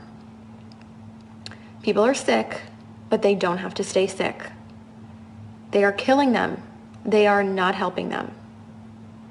She used the word murder, coming from a nurse who went to New York City expecting to help. Patients are left to rot and die. Her words. She has never seen so much neglect. No one cares. They are cold and they don't care anymore. It's the blind leading the blind. Now, a couple of weeks ago, I was on with some nurse friends of mine and we were discussing different medications that could be used to potentially help people. Doctors who were reporting around the country that they were using a combination of medications that were helping people. People were not dying when they were on these medications. They were getting better. Those medications are not being used in hospitals in New York City. What is happening is that they're putting people on nasal cannula. If they require more than 6 liters of nasal cannula, they get intubated, they go on the vent, or they get trached if there's not enough vents. They don't get high flow, no non-rebreather, no non-invasive ventilation, no CPAP, no BiPAP. They're on a closed system, the ventilator, versus a CPAP or a BiPAP for fear that it will spread the virus.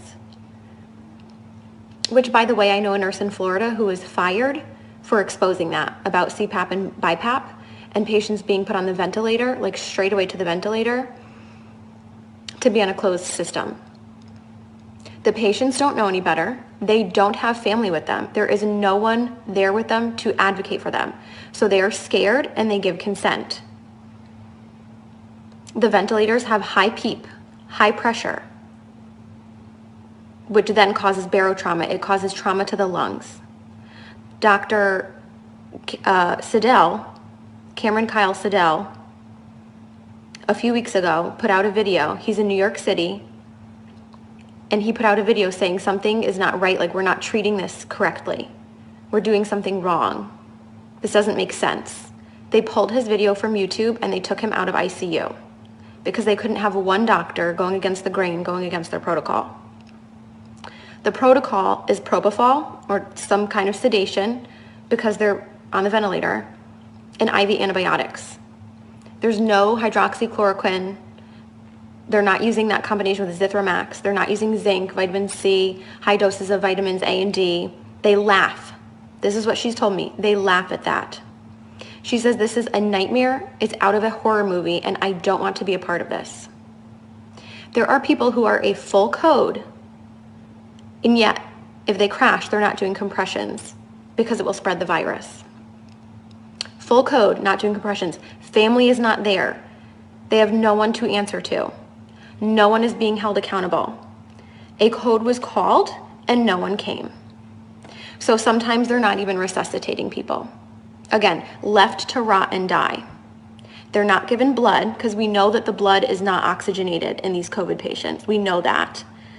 There are doctors all around the world sounding the alarms. These are the drugs that work. This is the pathophysiology of the disease. This is what's happening.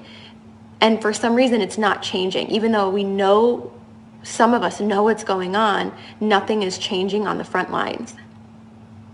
They stay in the same PPE all shift, except for the top pair of gloves. So 2 pairs of gloves, or I don't know, maybe more than 2, but they're only changing the gloves on the outside.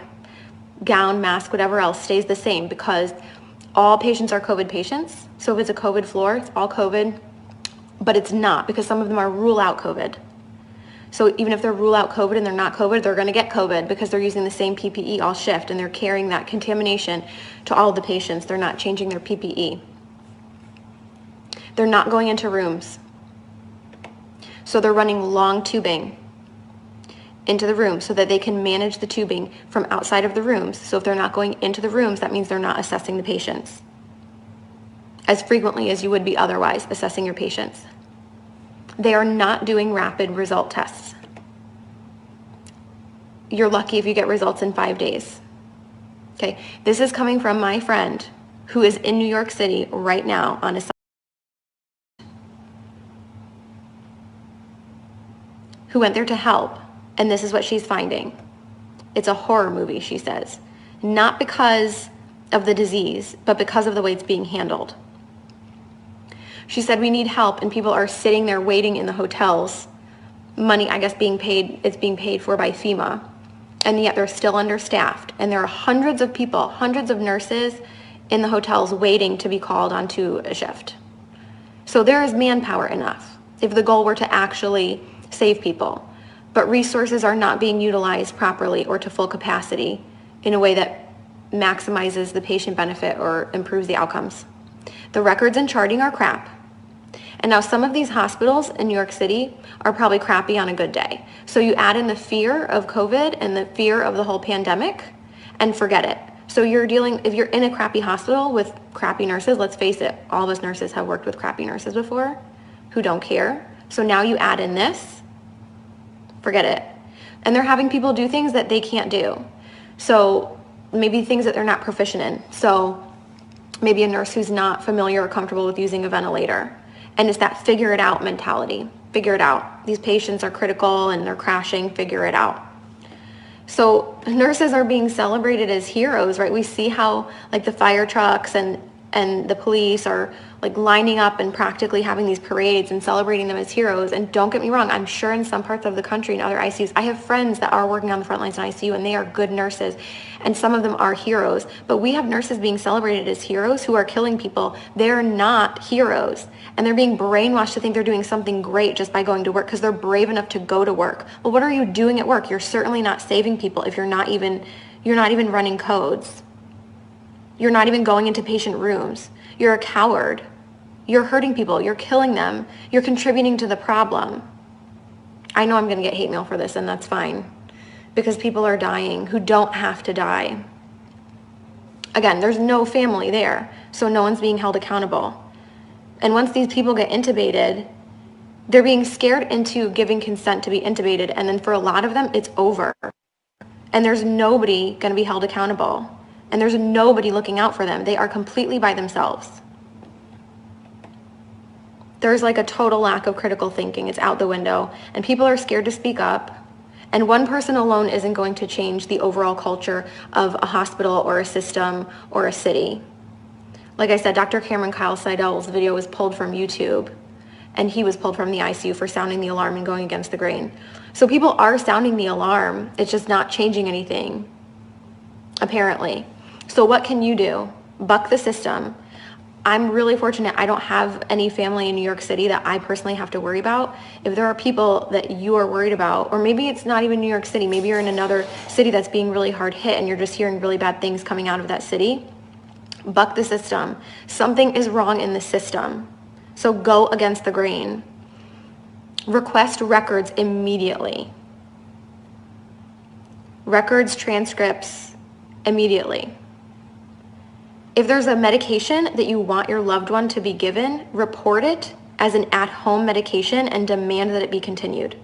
That's just a tip from inside the system. If you want a medication to be given, you've got to report that it's an at-home medication and that you demand that it be continued.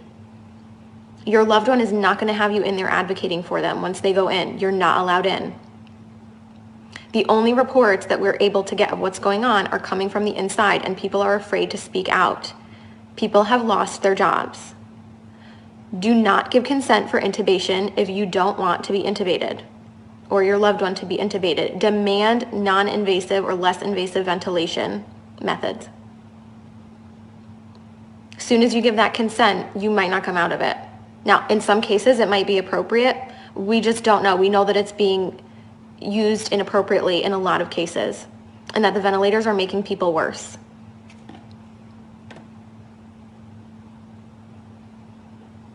Please share this video, make it go viral.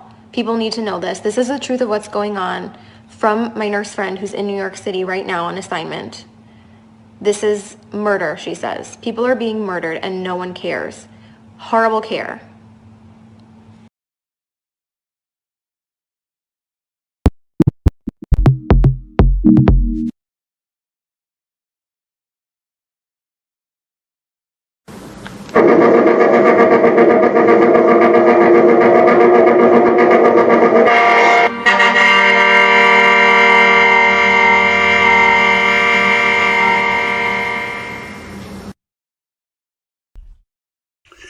So we are back, all right? Another little fat to chew on, right? Started off with Donald Trump when he did the coronavirus task force briefing. And when you heard him talking, he said when he first got the news, he said it was like, well, the shock and how that, kind of made him feel like the seriousness of the situation. And that the briefing that he's talking about is saying that code is going out that they need ventilators, right? Said the country had about 30,000, but they were requesting 150,000 to 200,000, right? And that these ventilators were going to be some of the, let's say, devices that were going to be used to help sustain people who were being diagnosed with COVID-19, who were going through the traumatic situation of it, right? And that even though that they were going to have this abundance of ventilators, that even if we didn't use, that we could stockpile for just in case it would be at another time. And so I showed you the CBS News video, the clip, and it was talking about a particular hospital in New York, Elmhurst Hospital. And you seen there was a Dr. Colleen Smith who, at the time of that being reported, specified that ventilators was the thing that was needed, right? That was the one thing that is needed at all things that was going to help people during this situation, because people were at the point where they couldn't breathe, right? But remember when I read in the article about the Newsweek, right? And how they talked about the taking the virus for the mutation, and that when they end up creating the SARS-CoV-2, that it taxed the lung and the body functioning. Let's say that again. Remember that they were studying the bat coronavirus, get the research that it could mutate so that it could transmit it to humans, and that the thing that it specified that it would attack would be the lungs and the organs. So, when you heard her in the CBS, she said they knew this was coming. and they knew what they were about to get into. So ventilators was high on the list because one thing they definitely knew that was going to be acute respiratory syndrome. Based on the simple fact that SARS-CoV-2 specifies in that research that them lungs and them organs is going to have problems. So it went on and talked about how you seen that Governor Cuomo of New York kept requesting for 30 to 40,000 ventilators, right? And that because of what was transpiring there, people were dying. They had to make makeshift, storages or morgues, right? Then you seen that Dr. David Angus, he said that this was a perfect storm.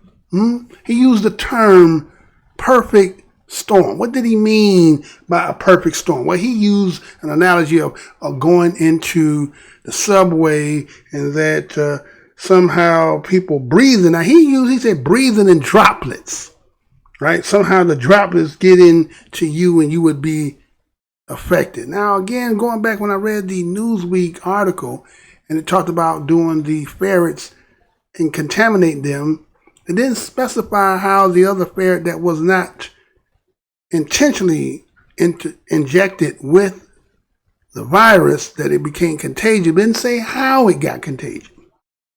So we have been under the assumption that it's because people coughing, sneezing is how you become contagion. But no one has really said how you get it. But you heard when that individual there spoke, he said that David Angus said that breathing, so it was airborne, right? At least that's what he said. And that these droplets that you can inhale, and then you can become contagion from that.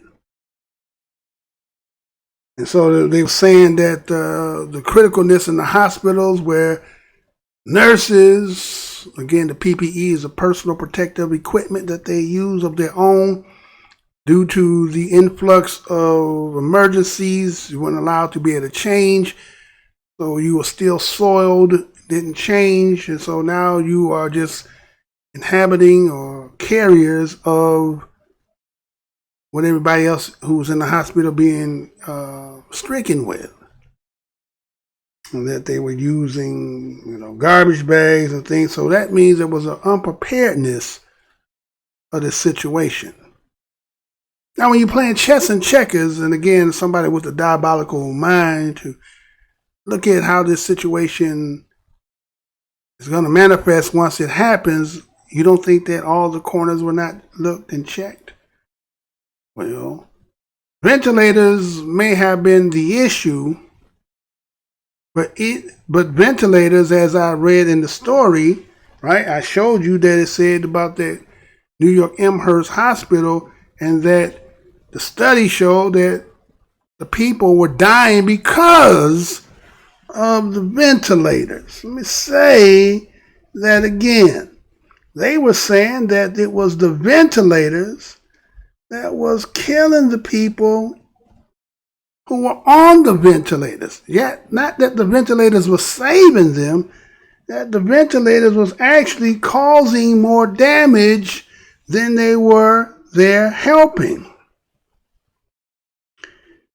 And so I'll get more into that, but you heard that because of the PPE was just a personal protective equipment, and the nurses, and then now starting to hear nurses who contracted, nurses who were dying, and that,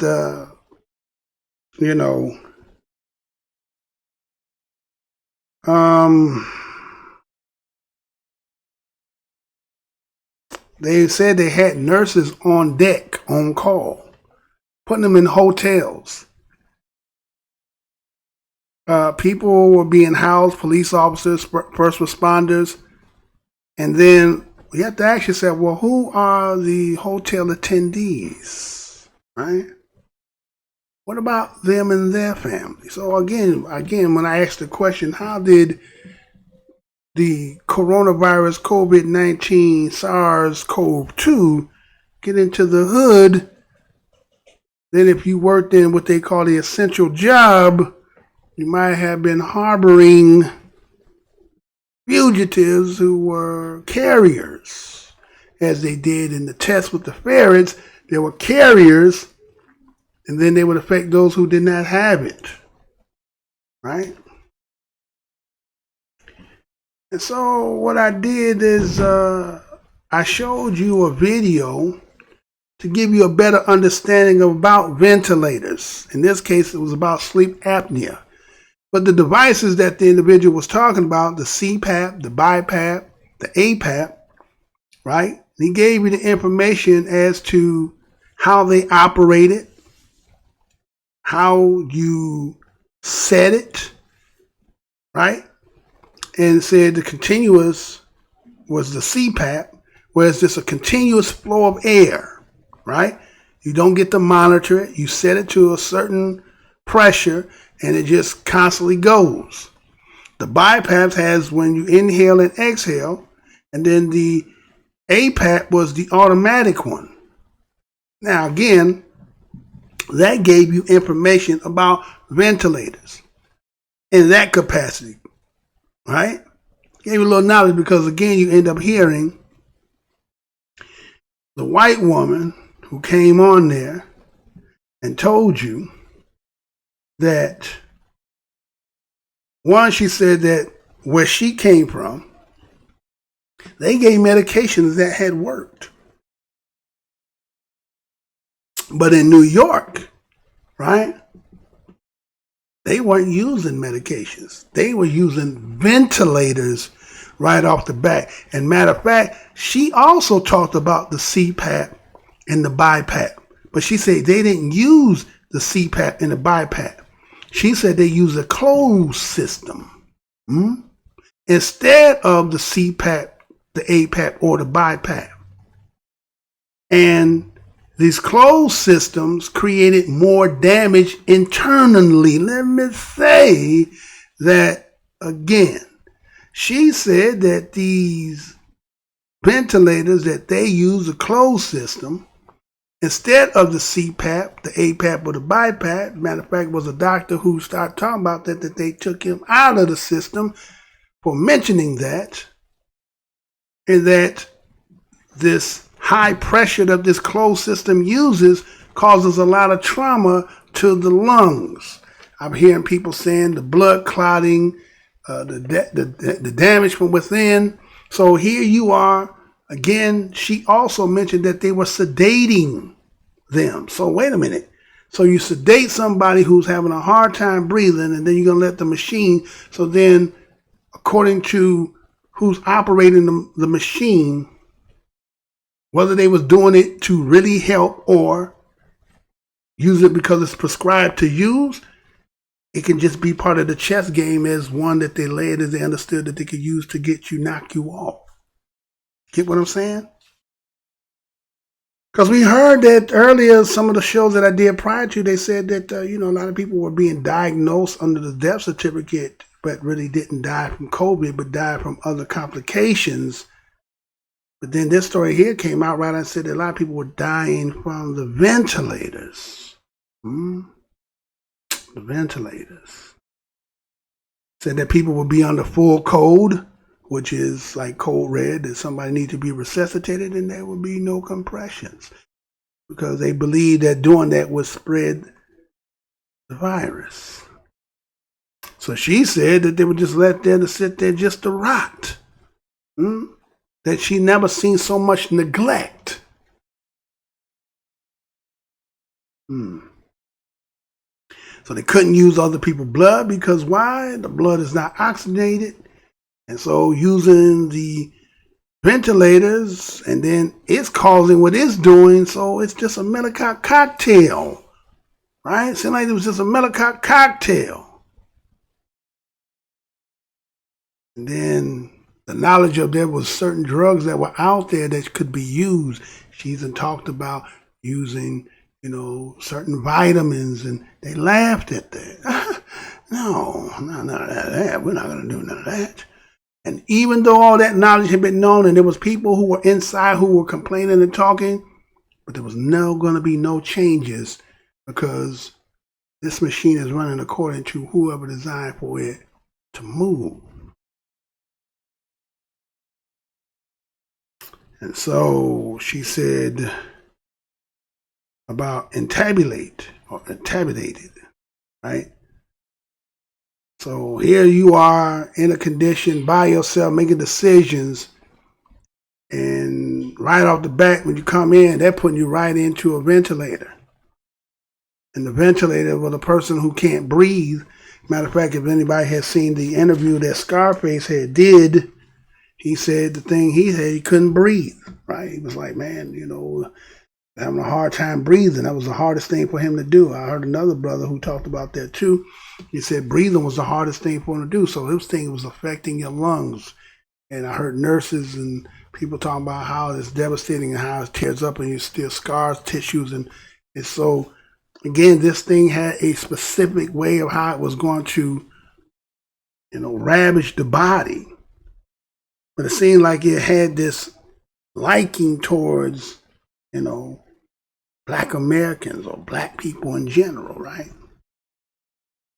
So it's kind of like, again, when we read that story earlier as a Newsweek, and they're talking about somebody in a laboratory, and then again, someone say, well, it was not genetically modified. It could be, but with possibility, we're going to say it's not. It was just came from the wild. But we can see now, looking in hindsight, based on what is being said and then what we can see, some of the stuff that's been talked about, we have to question it, man. We're not going to be able to sit here and just say, because y'all said so, right? So, also when I was reading in that New York about the ventilations and the data, did you notice that when they started talking about the numbers and saying how 88% of the people were dying, they didn't have a problem with trying to say, hold on, wait a minute. Yes, 88%, but the problem is that's not, you're trying to make it seem like that's the entire number. No, that's just like, like specific people. That's not the entirety of the number. So yes, it's 88%, but then you got to look at what the number is. You can't just say 88. But I was saying that when they were talking about that, like say in Chicago. At that time when I did the video, they were saying that, well, there was like maybe 80 something deaths, but if 60 something, 61 of them were Black. So they're saying 1% of the deaths and throwing 71%.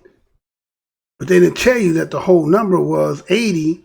Not saying that 60 is not a lot and that's not concerning or something that we need to be, like, oh man, that's serious.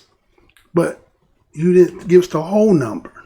And so by not giving the whole number, you make people trying to just kind of go into, in their minds of the worst of worst, when it was not as you were reporting, but you were using the people being contracted and using the percentage to draw the heightenedness or the scaredness and the fear in the people. So matter of fact, let me show you something that I got here that came out of an article just to show you how they were doing what they were doing. Let me show you something. Right, can I go ahead and do that? Can we do that? Let's see if we can do that. Hold on, let's see if we can do that. No, do that right. No, there we go. All right, so let me show you this, y'all. Okay? So on your screen there, and this story goes back, it goes back a little bit. I'll give you the actual date. But you see on that says the District of Columbia, right? And it's saying that 61 Black people died of 80 deaths, right? Right? And say Mississippi was out of 129 deaths, it was 85. Louisiana out of 805, 524. South Carolina had 82, 46 of them were Black. And Georgia, 583, there was 319. You see what I'm saying, right? So I'm not saying that, let's think of the numbers in Michigan where you say 1,821 people, 858 was Black, out of Illinois, there was 1,011. There was 441. I'm not saying those numbers are not significant. We see New York down there says 2,534. There was 449. I'm not saying those numbers are not significant. But the way people were reporting these stories, right? When they were reporting these numbers and throwing out percentages, nobody was like looking at where's the whole number.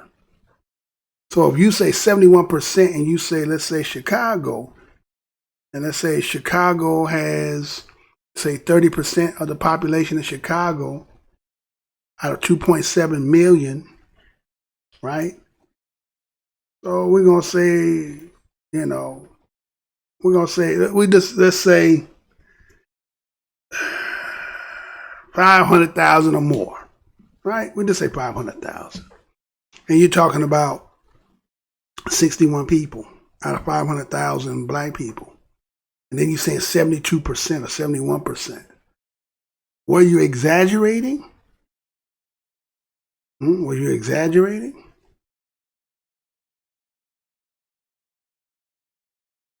But we do see now that everything has subsided now. And, I guess we're still kind of, a lot of people right now, you're worried about going back outside. You're not worried about, the assassination tip that just took place. You don't care about the assassination tip. You just ready to get back to normal to what it was. But whatever just took place was an assassination tip.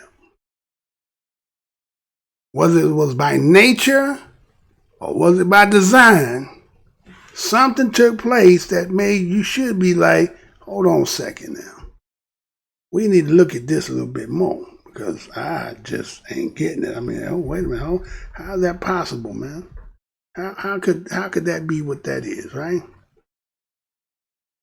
Because, we was in a pandemic. You're talking about over 1 million people who contracted it. You got about over 50,000 people who dead. And everybody's going to just act like, okay, that's done. Go, let's get back to it. No one has specified how you got it. No one really knows how you got it. We don't know whether everything that has been told is exact in the fact. So we have to go on what's reported, what has been written, unless it's personal. And again, my condolences from Black Minds News. If anybody should hear me that has gone or going through this, our condolences go to you and your family. But as the Newsweek story told you, and if you've been an avid watcher over here, you've seen this has been a long journey from where it started to where it's gone and how it's affecting a specific group more than anybody else. You have to ask yourself, right? That's really what's going on here, right? So I had more, but I think I'm going to not go there. So look, that's a lot of fat to chew on. Because, a lot of people might think this is over with, right? It's over with. We're about to get back to normal. People want to go back to the jobs. But, it ain't that easy, is it? We done went through all that we went through, and then now everything just probably is good now, right? It's a little bit more to it than that. A little bit more than that. Matter of fact, how about if I, let's see, can I do that? Let's see. Let's see if we could do this. Let's say I had to get my system back up to par because somebody tried to knock the system out once again, right? That's, they always doing that. I think this one is there. I think that's the one you need right there. All right? Because the system seems to be kind of shoddy and choppy right now, so I don't really want to do this other part, but I want to do it because it's out there now. So let me go ahead and do it, add it to it, because right now I don't know what's going on with the show. Like some stuff behind the scenes is trying to stop what I'm doing here. All right, so let me do this, and let's do this, and this one, and then we'll end it up to this. All right, so let's go ahead and do here. But my whole point is, I did the research, looked at the numbers of ethnicities and race, and I started seeing roadblocks and people not wanting to disclose when they got to a certain ethnicity of people. So I kept wondering, well, okay, you had no problem with posterizing black Americans or black people in general with it, but there's other people you trying to hide. So we have to still take this with a seriousness, not just with a grain of salt, because getting yourself and getting back out there, again, they have not disclosed how you really got it. You assume that it's sneezing, you assume that it's droplets, but no one has really specified specifically where it come from. So let me show you this here, just for the simple fact that, someone might be out here who, might, that's what you do. You eat, right? So let me go here. Let's go here and let's get into this. Check this out. Be right back.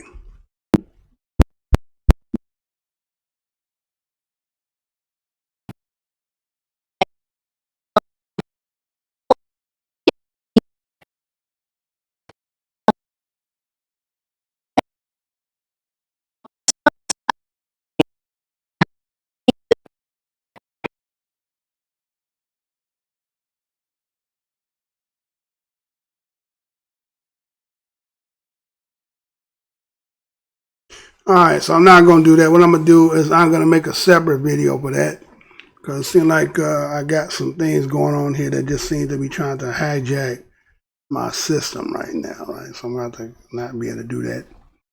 So I'm going to go off from here. And, we want to, put y'all, tell me what you think, what you've seen. Is this all over for you, right? Maybe it's done. For a lot of people, it's over with. You know what I'm saying? They told you a second wave.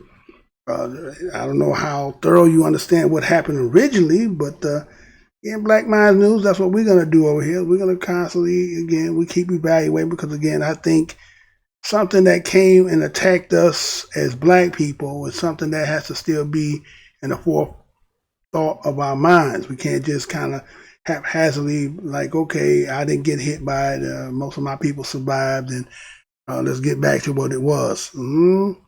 Based on that article that I just told you or read to you, you need to really think about that. They put that article out there.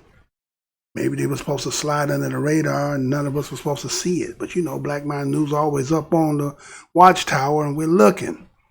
And I seen it, so I wanted to present it to you. So again, I want to thank each and every one of you for clicking on the video. Like, subscribe, share, comment, like, dislike.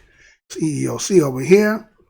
And again, we're trying to get back into it again. I still got to work out some things because my system has taken a hit. But I'm going to get and try to do it again. But again, this is the most hated show on the black corner of the internet. Are we ready to do that, sir? Are we ready? We ready to get it back in? Get it back in. Let's go ahead and do what we do, right? Let's get it. And maybe it gets off. Maybe it won't get off. I don't know. Let's see. Oh, yeah, it'll let it go off, right? All right. So again, I want to thank each and every one of you for clicking on the video. This is Black Minds News. Your host, Mr. Blows Your Minds. To another show, y'all. We're going to get it again. So again, when you see your brother, greet your brother. What's good, brother? What's good, brother? See your sister. What's good, sister? What's good, sister? Right? If you can't do that much, at least do a universal nod. You know how we do it. We're good, though. What up, brother? Right? You understand? We at a crossroad in this country, in this world, in our life.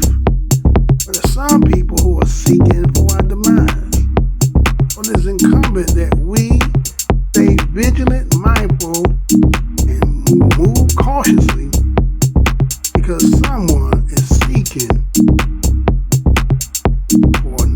for our existence. So those who got allies out here, you have to ask your allies some certain questions. Like if they ain't already done jumped off the boat, And I asked them if they ever heard of John Brown. They heard of John Brown. I asked them, is John Brown real, or is that just something that white folks told us? A white man who was willing to sacrifice his own children for the betterment of getting black people from disenfranchised? Why hasn't there ever been a movie created about John Brown? John Brown must be the most white man that ever was created in the United States. 2, as your allies, when shit already hot. They ain't already done jumped off and they still there. Some of them might be in relationships or something. Some might be in friendships or something.